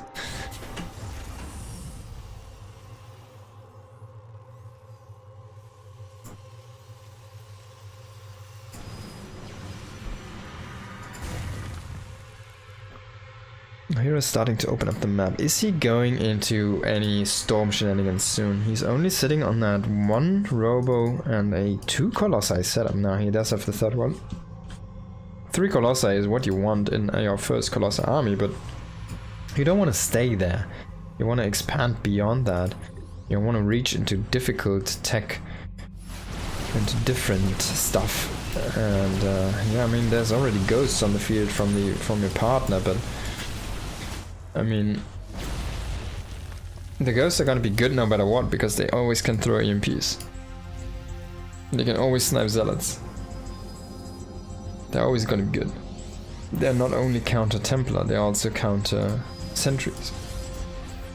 Hero is gonna try to just force the issue here. He will wait for his 2-2, which is gonna be a big power spike, because there's nothing on the way here in these swords for Clem, who's just sitting out of his 1-1, just now starting up 2-2, but this is a big timing advantage here for Hero, and he's just gonna come in from a good angle. It feels like Clem a little bit out of position. He's gonna throw down these EMPs, but so many Zealots have been waiting behind that first wave, and the Colossi are actually shredding through the bio. This could be a quick GG here for Hero, and indeed it is. Takes that game in one big fight. Just having the perfect engagement on top of that big upgrade lead, 2-2 against 1-1. Sometimes that's all you need. One fight.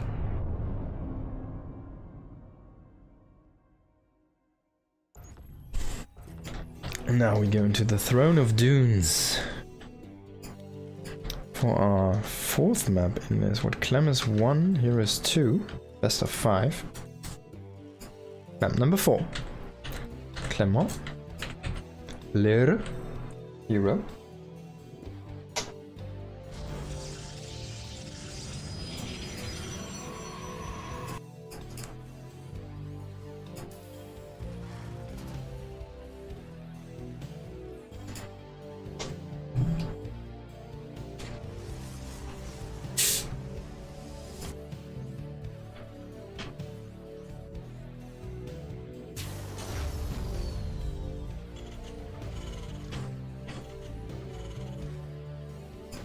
Now let's see if Clem opens up the same way again with a Reaper Hellion, or if he goes into anything different.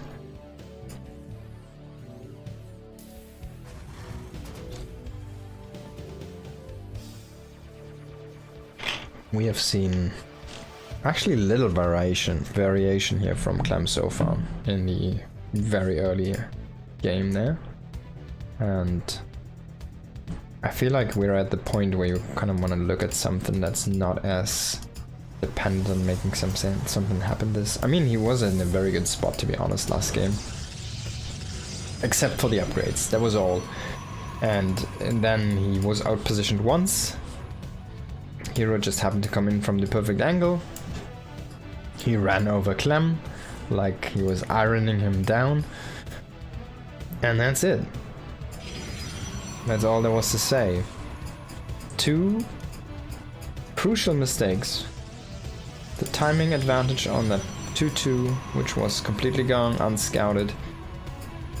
And the second one being just being extremely out of position for 1 second. And that was enough.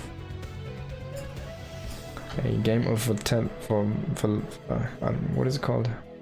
Fatality. Think is the word I'm looking for. Volatility. Maybe this one. Reaper coming across here is gonna get some scouting intel this time actually. So this is only a scout, and we're already playing this different. Here's Clem, makes a bunker at home, he doesn't have a second Reaper on the way. He's going into the factory, he's going into that reactor. And we'll probably see a Cyclone. Maybe immediately tanks. This should be like more of a marine focused opening here from Clem. So we're gonna see most likely, yeah, going into the tech lab, going into the marines. We're gonna see most likely, oh, 2 barracks, okay. I wanna say a drop with a few marines, but he might just play a push. You can play 2-base push with this, you can play... then I don't like the Cyclone though, I'm not sure. Maybe it's just for some early pressure here, 3 barracks. And then trying to transition into a 3rd while killing your opponent's 3rd. Oh, what? I'm so sorry, I didn't see this. We do have a Stargate, ladies and gentlemen. And it's not gonna be an Oracle, it's gonna be Phoenix. Now this is gonna actually completely bite into his own butt, because the only thing, literally, that the Phoenix are good against in this composition from Clem is this one single unit. There's no Medivacs to shoot down. There's 1 Cyclone to lift, which isn't even like that great of a target. And it also does perform decently against the Phoenixes if it's guarded by some units. And then there's tanks, and there's no air units to even combat. So he was looking to catch like a Medivac opening. But this completely backfired. There's no Medivac on the way, there's no air unit on the way, there isn't even a starport on the way for Clem. And this might just be what he needs to easily take this game here in one big push. You can just come to the front. If he brings a couple SCVs, even like 3-4 SCVs sometimes to see this, he sets up a bunker or 2, he could even throw down a turret.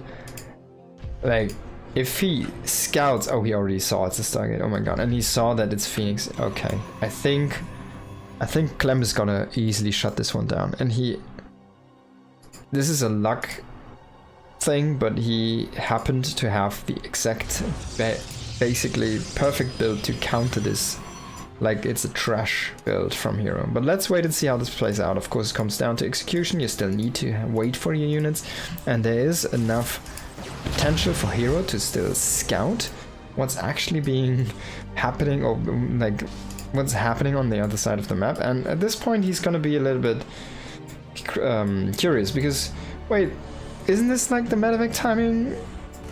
Oh shoot! And yeah, he's even pulling like 8 SCVs. It's not too many, but it's not like he wants to keep on his, like, even if you lift the tank with only the Phoenix, you're not going to be able to shoot it down, and with only 2 Stalkers and 4 Phoenix, probably the DPS is just not going to be high enough to outdo the repair. Now this Cyclone is going to get picked off because it was a little bit too far forward. The SCVs are trying to mine. He does shoot down that Observer, and yeah, if he just throws down a bunker here now, or 2, even the turret, like there's the first bunker. Now Clem is, sorry, Hero is trying to push in against this. He does have 1 Immortal. He's trying desperately to produce a Colossi, but that's the only pylon in the way here. SCVs and Stalkers blocking the probes here quite nicely. All the Phoenixes have been killed off. Oh my god, a couple tank shots into this bulk of the workers, and everything falls apart. The Colossus does not finish up, and Hero just happened to be extremely blind countered there by Clem. Clem did identify this. Hero didn't see it until it was already at his doorstep. He loses the game, as he should, because sometimes it is just a rock, paper, scissors. That's exactly what you did see. That's basically when you hit, like, when you have a PvP and one guy goes for Phoenix and the other one goes for Dark Templar, and the Phoenix guy doesn't see it and doesn't make an Oracle, and then he loses the power to his Stargate and can't make an Oracle, and then everything just dies, and he dies, and everything falls apart. That's basically what happened there, but maybe a little bit more on the execution side than DT's walking into a base and killing a pylon. Let's have a look at this game though. It's gonna be the last map of this best of 5 series. In the bottom left we do have Liquid's Clem, and in the top right it is T1's, actually, yes ladies and gentlemen, T1's Hero, SKT1, that T1. It is the same team, just does not brand itself anymore as SKT1. Now it's only T1 because they have so many sponsors which are heavily involved into the organization. They have so much money. It's great to see them rotating back into Stargate here, with Hero being one of their, oh actually their first player again, yeah, after kind of a decade almost, I want to say. Maybe almost a decade they kind of pulled out of Stargate. StarCraft 2, yeah. Like 2005, just before Legacy, I want to say, yeah, maybe around that. During HOTS we still had Pro League and stuff, but that went away. So might have been 2005, 2006, around there when they disbanded. Maybe 2004. Teen, of course. I'm saying teens. You just need to listen to what I'm not saying. I can quickly look this up. Let's have a quick SKT SC2. Currently just T1, yeah. So they did, disband 2016. So it's literally 9 years ago. And now they're back. Hero joined this year. It's actually kind of, I'm getting excited, man. I'm getting pumped when I see something like this. Bright future for StarCraft. Now, Hero doing Max Pax shenanigans again. Aggressive opening, and Clem scouts with an SCV. This is the key moment for him to see that this is a chrono boost on a gateway. A very fast one gas, gate and cybernetics core. No pylon even down here. No, what is it called? Nexus. And he should know that there's something on the map. He does throw down the bunker in anticipation. He is building on the high ground. Did he actually cancel? Let's have a look. Yes, he did cancel the low ground CC. He did pay 100 minerals for that, but he will be safe. And he won't even lose an add-on. That's going to be as perfect as a defense as you can have here. And his base is going to be faster than the one from Hero. Look at those. We're looking at 40% done and 80% done, kind of. This is like... Okay, it's like 60% done, and this is like 40% done. There you go. So he's 20% ahead or 25% ahead. That's quite impactful. It's like a quarter ahead. Usually you're behind. So nice lead here for Clem already. Can Hero... Well, he does have an army lead, so he shouldn't really fall apart to any pressure. And maybe he can delay the landing, but he's not actually going into that many units. He has stopped chrono boosting units. He's like halting unit production here and there. He's pulling chrono boost now for the blink upgrade potentially. He has 2 chronos. Let's see what he's gonna do with this. He doesn't even have the money to make blink right now. This is not looking as crisp as it should be, and he's actually going into charge. Chrono boost some probes, which I like more, and chrono boost the charge. Okay, so here is going for a little bit more of a brute force game. This depot is kind of tilted, isn't it? Like, the designers of that building, they need to be... Where are the architects? Who did make the foundation there? Something is wrong. This is definitely tilted. And I would request a refund. I mean, I wouldn't pay for this depot. Definitely not.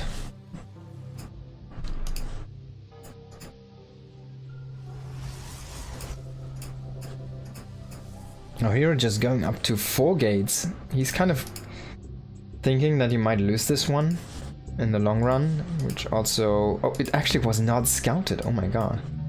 So Clem hasn't found it yet. That's actually nice here for Hero. So he's gonna be on 4 gates. But yeah, he really wants to have 3 to 4 gates really to keep himself pumping these zealots out. And they're basically common in the number of a Nexus money-wise. Nexus by Nexus, the zealots are gonna be warped out here.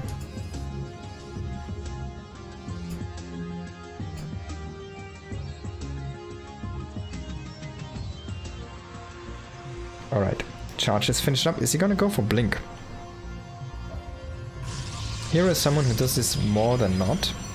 It's a secondary blink afterwards. Now he goes for a forge first. He doesn't have a lot of gas actually. What is he doing with that? With this many zealots, and only zealots producing, and only probes producing, and making a forge. Like, he's peaking up to 300 gas. He's not making any gas costing thing at all right now. Clem is just sitting back. He's leveraging his position. He's just going into a third CC, very safe. And I mean, with no blink, this is gonna be such a good position here for Clem, because there's no threat of those crazy hero engages with these blinks. And as long as he doesn't move out against charge slots, you're kind of safe just sitting back. Now finally something that costs gas, a +1 upgrade. He should definitely go for blink in my opinion. Maybe he's just pulling gas for a Templar follow-up. We'll have to wait and see. There's gonna be a robo first though. Now no second bunker, no extra obstructions here. He does see this charge, he's gonna pull some SCVs, and Hero's already pulling back.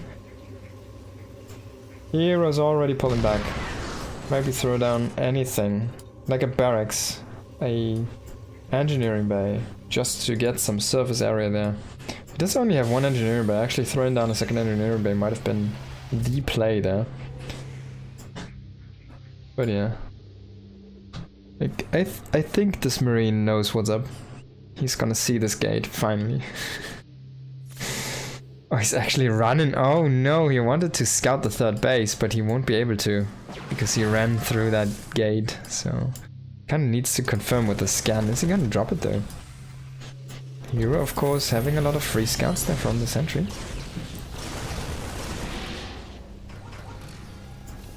But Clem's army is massive. 24 Marines, 5 Marauders, 3 tanks.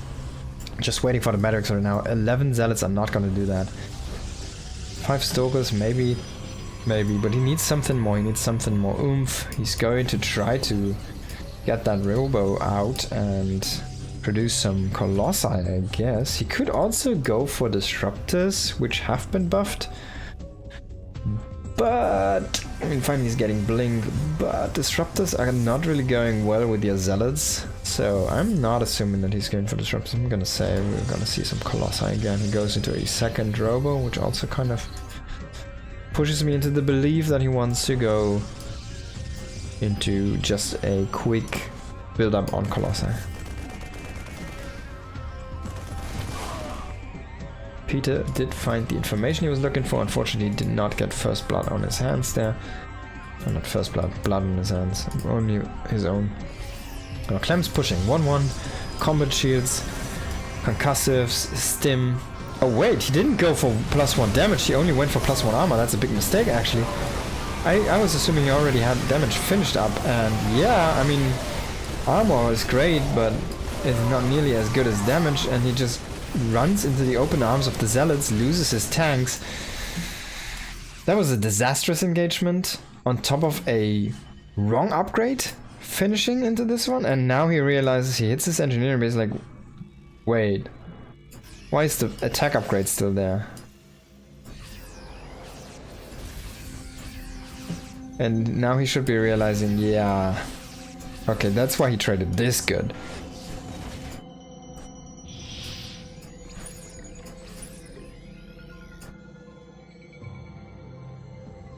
Hero's just gonna expand like a madman. Going up to 5 bases. Going into his +2 damage. Of course, going into more Colossi.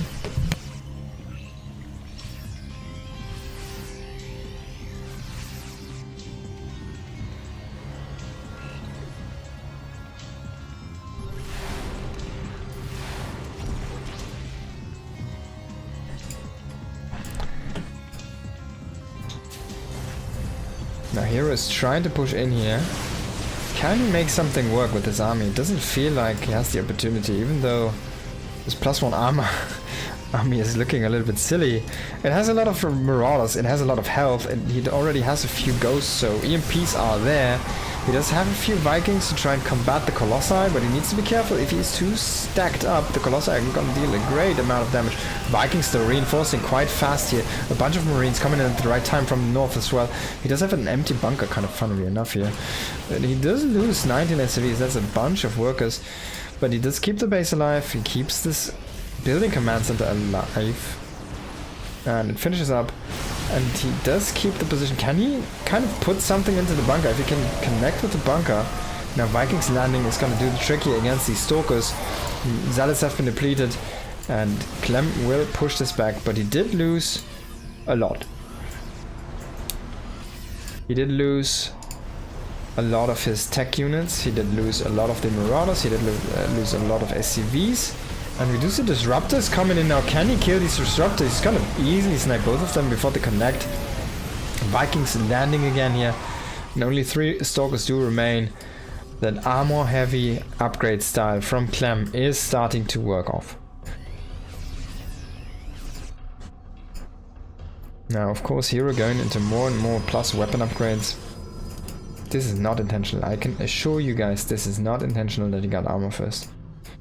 It's not trying to counter his armor upgrading style. No, that's not how it works. It's just a plain mistake. Now, of course, it happened to work out now in the defensive position.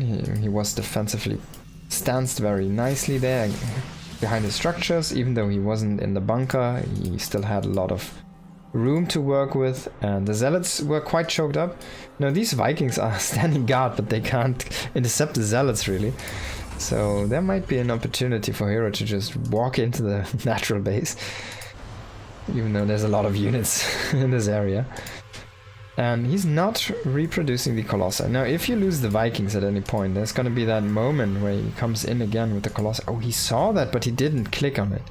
He didn't notice. He saw the prism walk through his factory, but he didn't notice, so the Vikings didn't go there. The bunker was filled up, so it's gonna be the nice defensive measure he needs there against the Zealots. Now Vikings are gonna shoot this one down. The main army is still defending here. There's 2 Colossi. He needs to bring over the Vikings again. He's landing them against the Zealots, not sure. They need to be in the front. Clem did lose again 11 SCVs, but there was also a lot of investment here from our Protoss player into this attack. But Hero is sitting on 80 workers, mining on 7 bases, 6 bases. There's number 7, he's just setting that one up. And Hero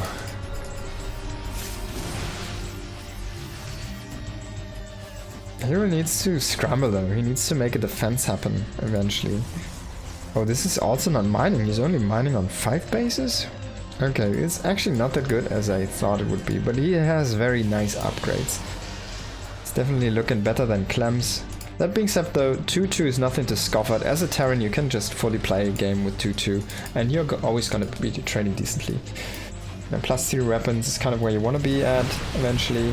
But yeah, 3-2 against 2-2, it's way better than it was earlier. Now coming in here, nice EMP there, Viking.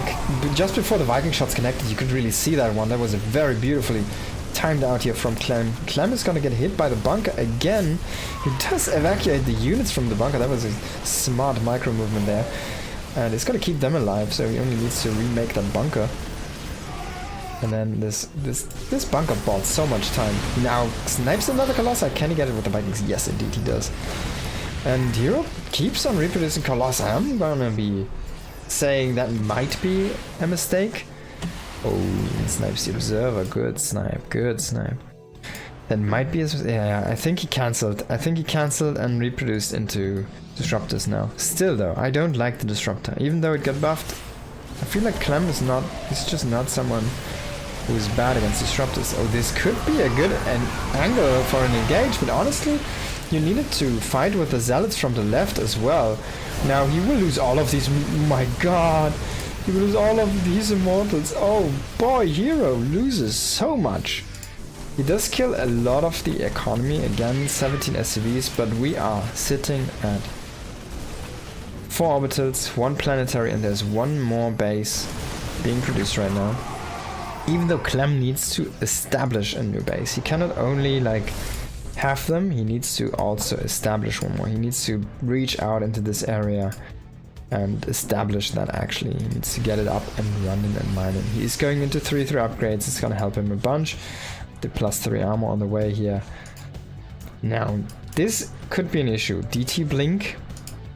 We could see something like this with 10 DTs paired or 20 DTs paired, and they could just evaporate an army. That is a possibility now with a new DT or the old new old DT attack delay after the blink. They are going to be way more powerful. They will hit almost immediately after they blink in. And they will just deal basically kind of guaranteed. You have kind of guaranteed a hit now after that blink in. So, oh my god, this could be a nice scout here for Clem. He even splits off only 1 Marine. He sees 40 Zealots in the top and says, OF, OF. What's going on? He snipes that thing down there, which was trying to warp in and drop units on top of him. Planetary Fortress.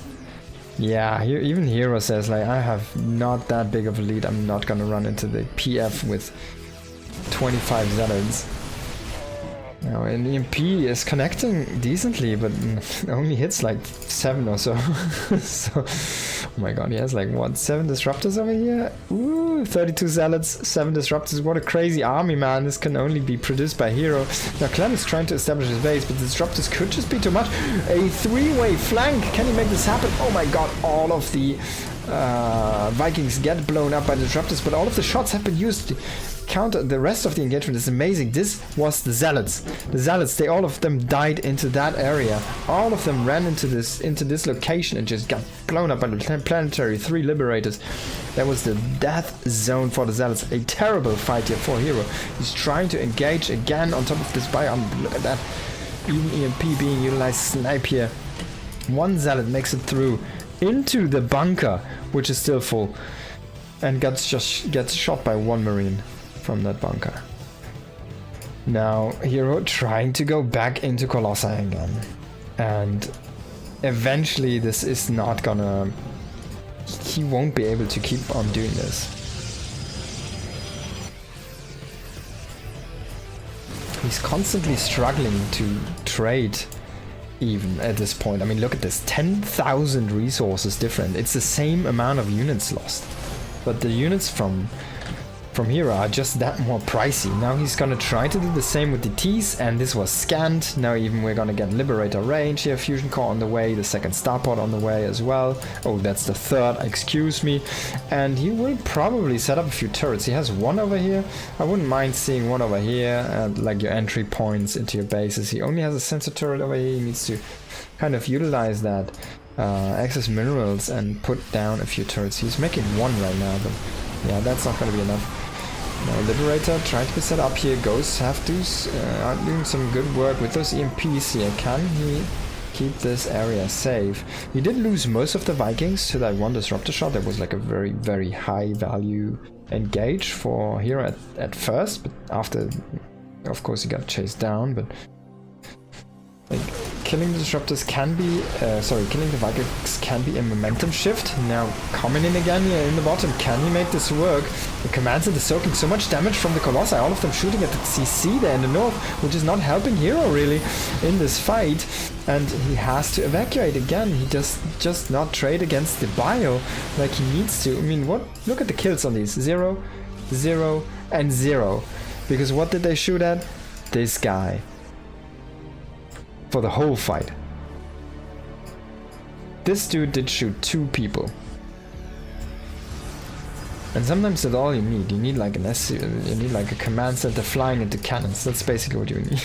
No, sometimes you just need the correct structure in the correct position to soak just the amount of damage to make a fight look balanced in your favor. Which of course is not the case. It comes down to the engagement. And +3 ship weapons on the way. He's going for the Caduceus Medevac super reactor there to boost the energy, which is a smart way because you then don't need to commit to too many Medevacs. 10 Medevacs is going to out-heal this army just so much. You can even probably reduce by a couple more and you wouldn't even feel it. Now this is a good big engager from Hero. Can he make it happen though? I don't think he can. Again, the Colossi kind of working on the buildings. Not really on the army. Finally, now this open engage here, that's really what he's looking for. Shaving off so many units there with the Colossi on the tail end. Building armor completing.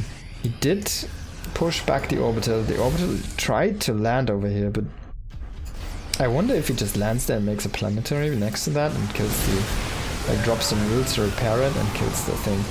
Here we're coming again with the engage, but again, Colossi stuck on the command center. He's not microing the units he needs to in that engagement. And we can have a look at the trading here at the moment. Oh my god, don't close your eyes. I'm gonna close the tab. It's even worse than it was before, and we're gonna lose more and more of these expensive units here. Now Clem could potentially just push through. He needs to be careful though. This is the funniest Nexus, which is off center because he didn't want to kill the warp gate. Now Hero does have 14 gates. He probably needs more. He doesn't have enough. He didn't go up to enough gates. He didn't go up to enough production facilities. Like the way he's playing, it's not going to be enough. He does lose the base in the bottom right, and Clem is going to claim that for himself. Zealot's running into the left side. He does have a missile turret, that's not gonna help, but he will see that there's no DTs with this at least. But that's some good like disjointed units he's gonna find there, but then the Liberator reinforce comes in and is gonna put an end to that. Clem was not able to pick off the rest here in the bottom right, so he needed kind of to reset a little bit here. One Zealot is gonna die as well. And Hero pushes in. He uses that time frame, he uses the army being out of position a little bit here for Clem to try and kill this base. Can he kill the CC? He might be able to. Clem is starting to mass repair. I don't think he's gonna get it. Nice defensive by Clem. And good moving with the Vikings here. Nice EMP there, sniping the first Colossi. Can he get the second one? I think he can. And indeed he does. Now the third one even pushes forward again into the Viking fire, and the Vikings are left alive. Oh wow, he does manage to survive there thanks to the Guardian Shield, granting him 4 more hit points against the missiles. Not the actual hit points, but it's basically 2 shots or 4 shots that did do 1 less damage, so there you go. And that's when the Colossi died. Now Hero is actively trying to throw his army at Clem, but Clem's just defending so good. And we will look at this efficiency now, because we're almost 20k up. Excuse me, ladies and gentlemen. Or lady and gentlemen, I'm not sure. But we are 20,000 resources ahead in the trading game. Of course, Hero mined more. I mean, look at this, the income advantage. There's some red over there, I can see it, about 10 minutes ago. There was the peak from Clem in income. The Liberators are trading so efficiently here in their defense. The SCVs with some stop micro and some on repair here are gonna keep that planetary alive. Clem is gonna move out some of his... He is kind of struggling to keep up the production. He's running out of the active patches that he can mine, so he's really running low. This is his only saving grace right now, the base here on the bottom right. So that's why he's like, alright, we immediately need this one right now. I need to boost the income. I need to boost the income now, so we are gonna move one of the orbitals that I made extra. So that's gonna also mean that this is gonna be a little bit more out on the open. It's gonna be more of an attractive target to try and push in here for Hero. Can Hero keep this up? Can he pay the dollars, the bills? Or is Clem just gonna be too efficient? Is he gonna micromanage his money so good that Hero... Basically, the interest that he can pay off the loan before Hero's interest rate are gonna strangle him to death.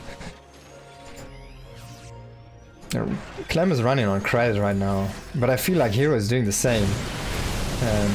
While Hero had some good income, it might just not be enough. Clem, can he win this fight? It feels like the answer is yes. He does destroy all of the robo units, he does destroy all of the gateway units. Nothing left for Hero but a bunch of Stokers and the War Prism. And he does GG out of this game. What a game to finish this series. Very well done here by Clem. Playing defense the whole time. Really showing Hero where you don't want to go. Yeah, and that's a late game on this map apparently against Clem. So very nice, yeah, by our turn player. Alright. So I think we're gonna finish off the day with a little bit of a StarCraft Brood War game. It hurts to be a TOS fan. Yeah, man. I'm not sure. I still need to see more games on this current patch. I want to see how this actually worked out. But I don't agree that I don't think that we needed to have Templars changed as they were, while we also buffed the counters to them, if that makes sense. So I feel like maybe it was a little bit too much in this matchup specifically. But yeah, that's only my early impression so far.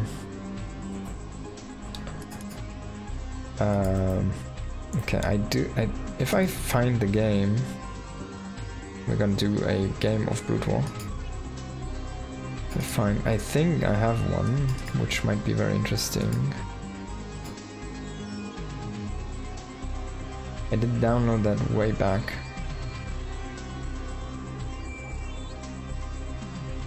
Okay, it's not this way back. There it is, I found it. It's JYJ against Scarlet. Yes, actually Scarlet, so we might just have a look at that one. Maybe if Vikings weren't so strong against Colossus, the Light Ghost nerf might actually come in handy. Yeah, they do deal bonus damage to Light, do they?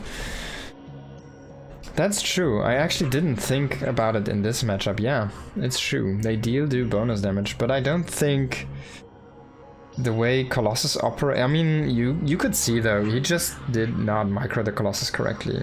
If you watch the game, he was, I feel, 3 attacks or 4 attacks on the bottom center base from Clem, where he had all of his Colossus shooting a command center through every single engage, not shooting once on the army.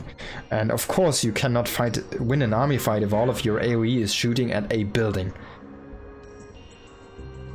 And if you don't micro them to shoot at the army, well, of course you're gonna lose the fight, right? That's how it's supposed to be, and that's where Hero made a lot of mistakes. He just didn't control the Colossi correctly. He always shot at frickin' buildings with them. And of course, in an engagement where he just has inferior units, eventually he will get out-traded. He loses too much. He loses the Colossus over and over again.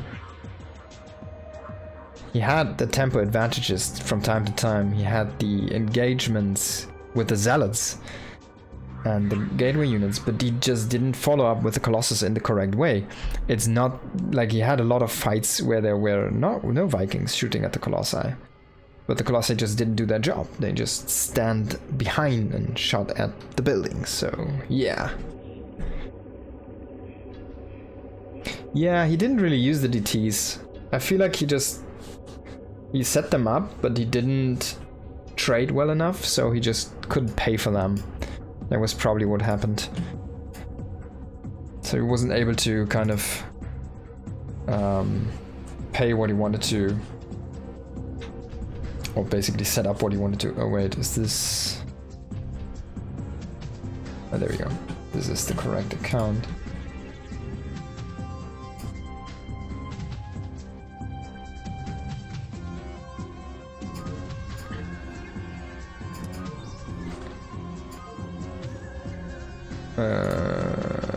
No replay. Okay. Where was the replay folder? In Start of Brood War. Documents.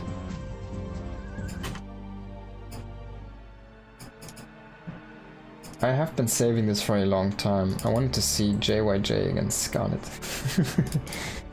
Replays, there we go.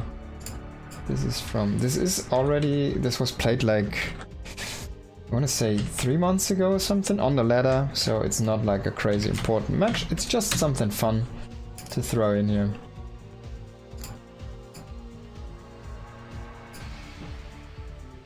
It was played in August, so yeah, there we go, it's 2 months ago basically.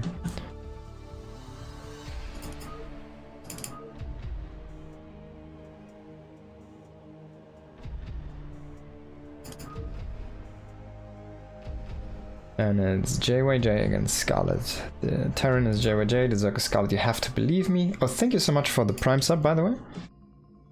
Take a Prime sub. Love your casting. Thank you so much, Old Bar. Very much appreciated. Definitely gonna come back more to casting here. I already have some... we do one more stream tomorrow, of course. And it's gotta be these 2 days for the week.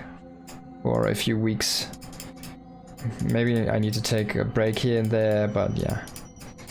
Definitely gonna try to do more again. Finally. After all that EWC madness and all the things. Okay, let me see. I did disable production tabs. We don't need this one. We need this one, we need this one. Did I have this open? I think I didn't.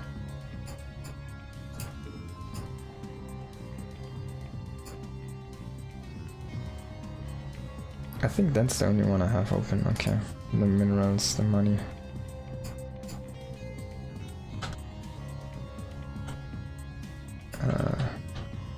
Okay.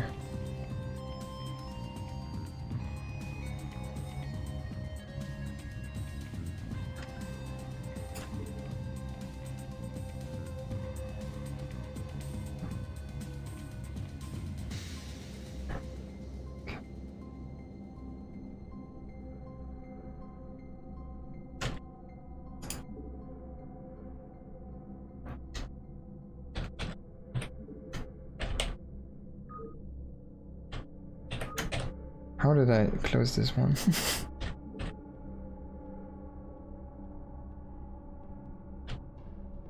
Oh, that's the one.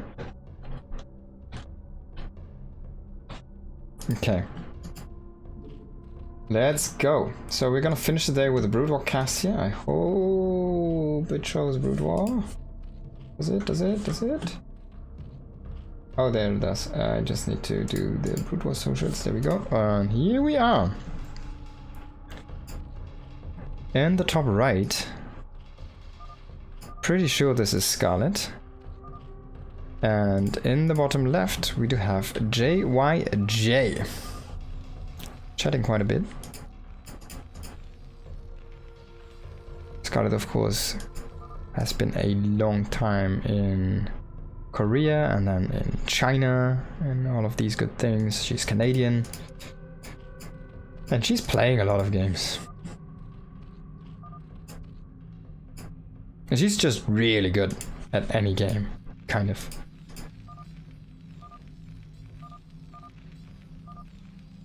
Maybe I need to translate this. I have no idea what they're talking about.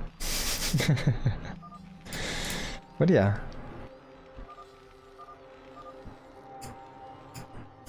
Let's see how this plays out here. Oh, they're talking about the score, I guess. About the MMR. So she's at around 2,400 or something. She's S rank in Brood War. And yeah.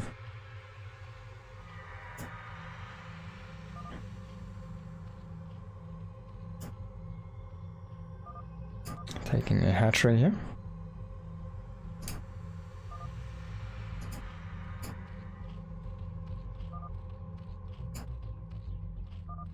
Hatchery into pool? Oh wait. A 3-hatch opening? Oh, that would be kind of greedy. That would be something we see on the ladder. Maybe it's just a scout.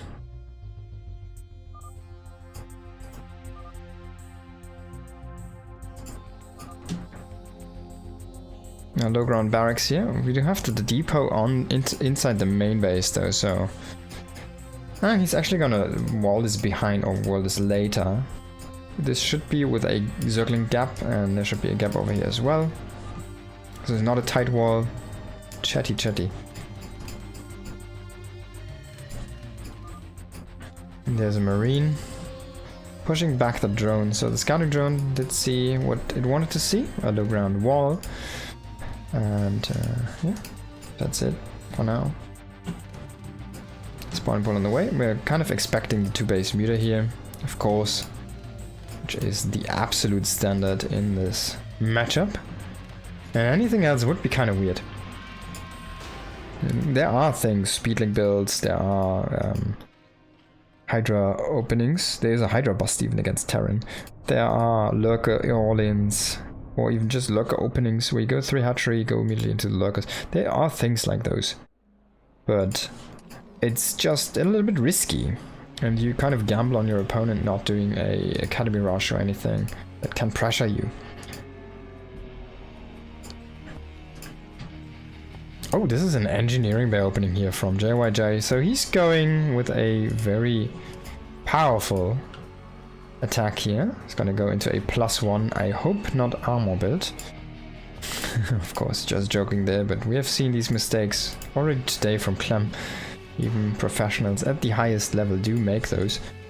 Now this is going to be an armory into the academy, into extra barracks, and this could be anything from 3 to 5 barracks, but I'm kind of expecting it only to be more into the 3 area and then trying to go into a little bit more of a stronger macro game. Of course the fast +1 is going to work wonders against the mutas once they show up. And there's the spire on the way here.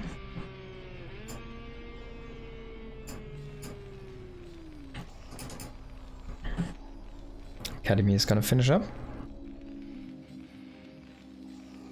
Stim on the way immediately. +1 already going through there, and just 1 medic and 5 marines. That's basically what he's gonna use now to push out a little bit on the map. He needs to be careful though, he cannot be caught by these links. Pretty sure he's gonna try to move out a little bit on the map. We'll have to wait and see though. He's actually going into a 2nd medic and then into the extra barracks. How many barracks are we gonna see here? For now it's only 1 additional one. But it's not really a thing, you can't really stick to 2 barracks only. So we should see another barracks. Yeah, there we go. He's gonna go for 4. There's the 3rd hatchery here for Scarlet. Spire's about to finish up. Already getting an extra supply with the overlords here, ready to free up some supply. I feel like these moments where you kind of want to hide drones. Like 1 drone over here or something. To take the base later. But Scarlet is going to stay on 2 bases, but 3 hatcheries, so she's going to have a lot of production, but not as much income. Potential income. I should see a turret here started eventually. Of course, he's actually getting scanners at this point. And then we see the first turrets, a bunker on the front, turret on the natural here. And yeah, you saw that the timing of the Spire was not at 200 gas if you actually paid attention, so these turrets are gonna finish quite early against these mutas. Usually they're about to finish when the mutas are inside the base, but this time it's gonna be a little bit different, so as the Spire was a little bit delayed here. It doesn't really do too much though. But turret defense is gonna be here. You can still micro against this though with the mutas. Now we're gonna see how that is gonna work out. I think this is the button, W. Let's open the window over here. Let's see how the harassment is gonna work out. First SCV is gonna fall, a couple SCVs, and 1 low muta. Doing so nice. So far so nice here with that harassment. And there's the arena open now. The Marine Medic is pushing out. Of course, the number is quite low. They do have Stim and they do have +1, so they're actually difficult to engage. And you can see already the first muta dying there, just kind of clipping by. Enough turrets here in the main, but there's nothing if the mutas just fly in. And yeah, as I say, it already happened. We lose 1 muta though, and JYJ just stacks on the north, which is a pretty smart move. And that huge committal there with the mutas into the main base, almost getting caught there on the way out. The bio ball did actually go back, and interesting position for this barracks, which lifted from here, could have been over there. Might relift it again. And he's looking for a 3rd base, but there is none. He's looking for a 3rd base. There's going to be Queen's Nest on 2 bases. It's gonna be a hive on 2 base, into Defiler Mount on 2 base, and then a 3rd base after Dark Swamp, potentially. We don't really have a drone out on the map, I'm pretty sure. We only have like Overlords and Lings sitting over here. There's no drone in any... Oh, there is a drone. Excuse me, there is a drone. And it's hiding down here. Could go for the main base, it could also just go for the natural base, but it's waiting until it sees... The timing is basically over. So a deliberately slow pace for base taking here. And more focused on the units. Muta's trying to shave off some Marines here, but loses another Muta. Again, nice stim there, nice move forward from JYJ there. Clearing that one out. And he's just producing more and more in his main base. Starports are setting up here. Does he already have the... No, he's still missing this thing, the science facility. So no irradiate, oops. No science vessels, of course. No irradiates yet. There's the Marine getting sniped off. And yeah, he's still looking for that base. He hasn't found this. And that being an off timing and just a drone hiding there, I think is a smart play.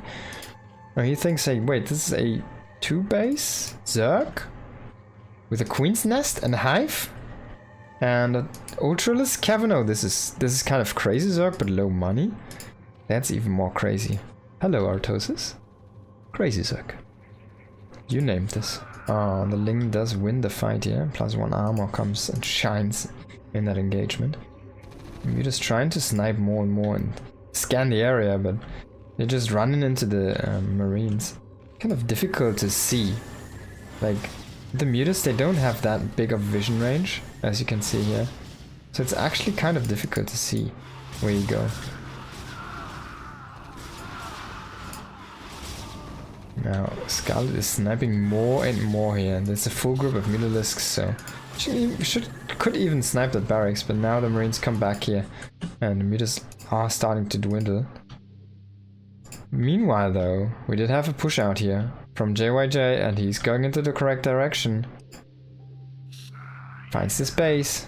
He might have even scanned this one, and he will shut this down. There's no defense, but a drone hiding. Smart play here. So the base will be sacrificed for the greater good. The drone is still hiding. Can this work out? Can Scarlet kill off these Marines? And then just retake the base? The tempo is down the drain though for Scarlet. Like, Scarlet needs to retake. We need bases here for the Zerg player. Oh my god. Nice snipes there on these mutas and identifying that brilliantly, pulling back mutas. Now, this is a good move. This was seen? I don't think this was seen. I even made another drone here. Really utilizing these kind of tactics very cleverly there. But the Terran force is starting to grow. And we, even though we lost a lot of units right now, we do have finally the units that matter. Fire bats and vessels. Now, of course, it's only the vessels, but the bioball is getting big as well. We are sitting at a 1-1 situation right now. +2 is halfway done. And he's moving out on the map. He does have like 4 or 5 vessels almost. He has a bunch of irradiates. Could just snipe all of the mutas with the irradiates. This is just not enough. Needs to be careful, of course, against those Scourge. But there's too much power here from the Terran right now to be engaged, I feel like. But as I said that, I hadn't taken a look at the base from our Zerg player recently, and we do see already Ultralisks with chitinous plating. They are still lacking the speed, which is coming in soon. Oh yeah, fly into the facility with the Scourge. That's not good. But keeping back the Terran might just be what you need. But then again, like this base, again, might be taken out. Again, just a bunch of Marines coming down here to snipe this base. The rest are going, pushing into the map, kind of just rotating, trying to keep the map control here, which is working out. But Scarlet is contesting this with the Ling Muta force here, but I feel like if the engage happens, it's just not going to be good enough for Scarlet, most likely. Oh, there the Ultralisks come though from behind here. Can JYJ make this work? A defense matrix on the worst position, Firebat. Like, what the F, man? And the Lynx completely demolished the bio in the north. I feel like that D-Matrix needed to be in the north, and I'm not sure what he clicked down there. I mean, now this Firebat is gonna be tanking against these Ultralisks, and actually all of them die, so it did do a job. But not really...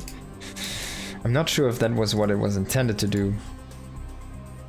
The Marines again did take down the base in the bottom, but this one in the north is up and running. We do see even a creep colony here to push out the creep into the ramp and get like a sunken colony or something. Maybe to defend the ramp with sunks or something. There's no lurkers, there's no Hydra then, remember this. So Scarlet needs to play this with the Ultras. Needs to be on top of the engagements here. Losing a couple links, but getting some Marines in the retaking process. And yeah, that's what happens in these situations. Now, she wasn't ready at the ramp, and there's the mutas gone. Now, I don't think this sunken defense is gonna work. Trying to intercept reinforcement might be good.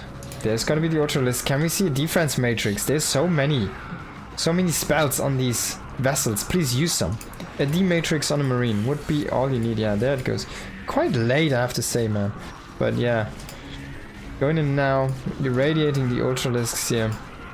One more Ultra coming in. Lynx coming from behind. The reinforcements got caught and are not here. With these Sunkens, this might just be enough to kill down. There's no focus fire on these Sunks right now. Finally, the Marines do happen. Focus them down, but in the end, this base will be broken, I assume. Yeah, Ultras are not gonna be enough. Yeah, and the Nidus does fall. And JYJ leaves the game, of course, so...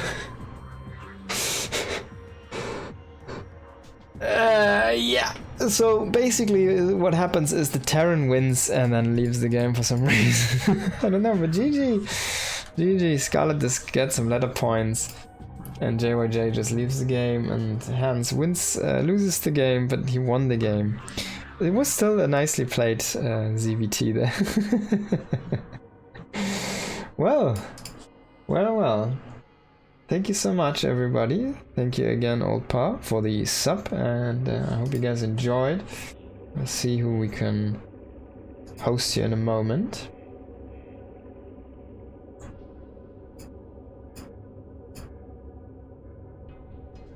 That's gonna be it for today. Make sure to tune in again tomorrow. Also check out my YouTubes down below and subscribe to those, follow those.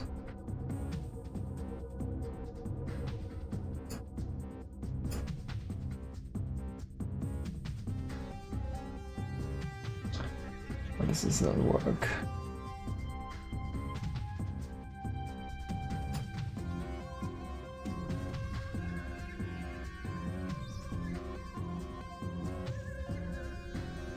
Okay, there we go.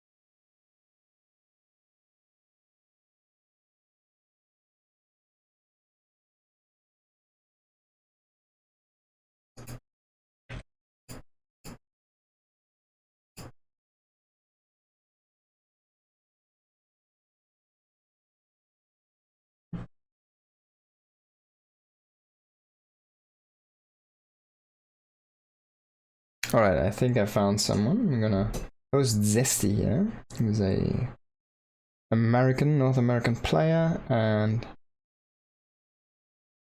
who is he's been playing SE2 for a long time. Just like a grinder. He's grinding the cups and stuff. He's always there, kind of. Always a good competitor. Zerg player.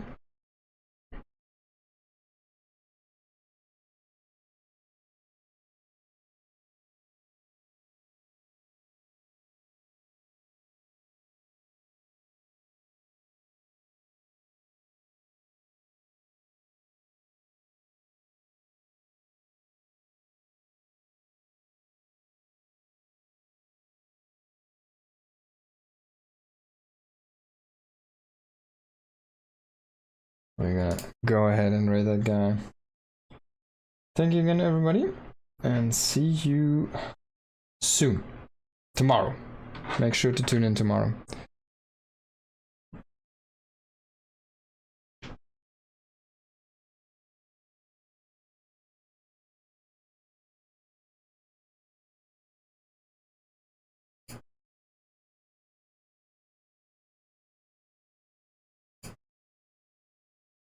Twitch is acting so slow. Why does this not work?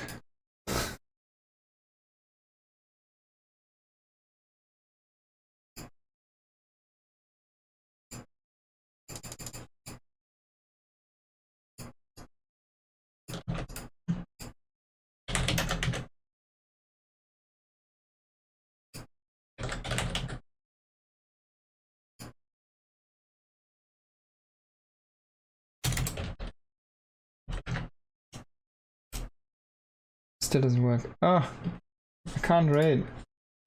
Why is this so broken? Twitch. Why can't I raid people?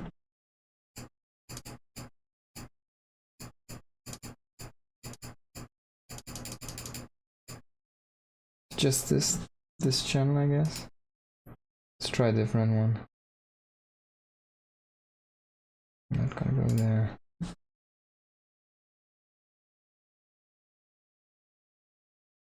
Like Twitch has been acting very strange for me in the past like week.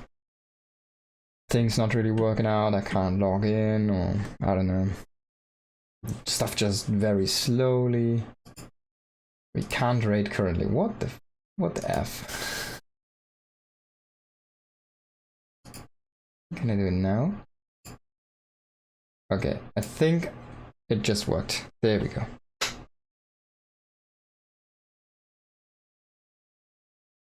There we go. Twitch is kind of broken lately.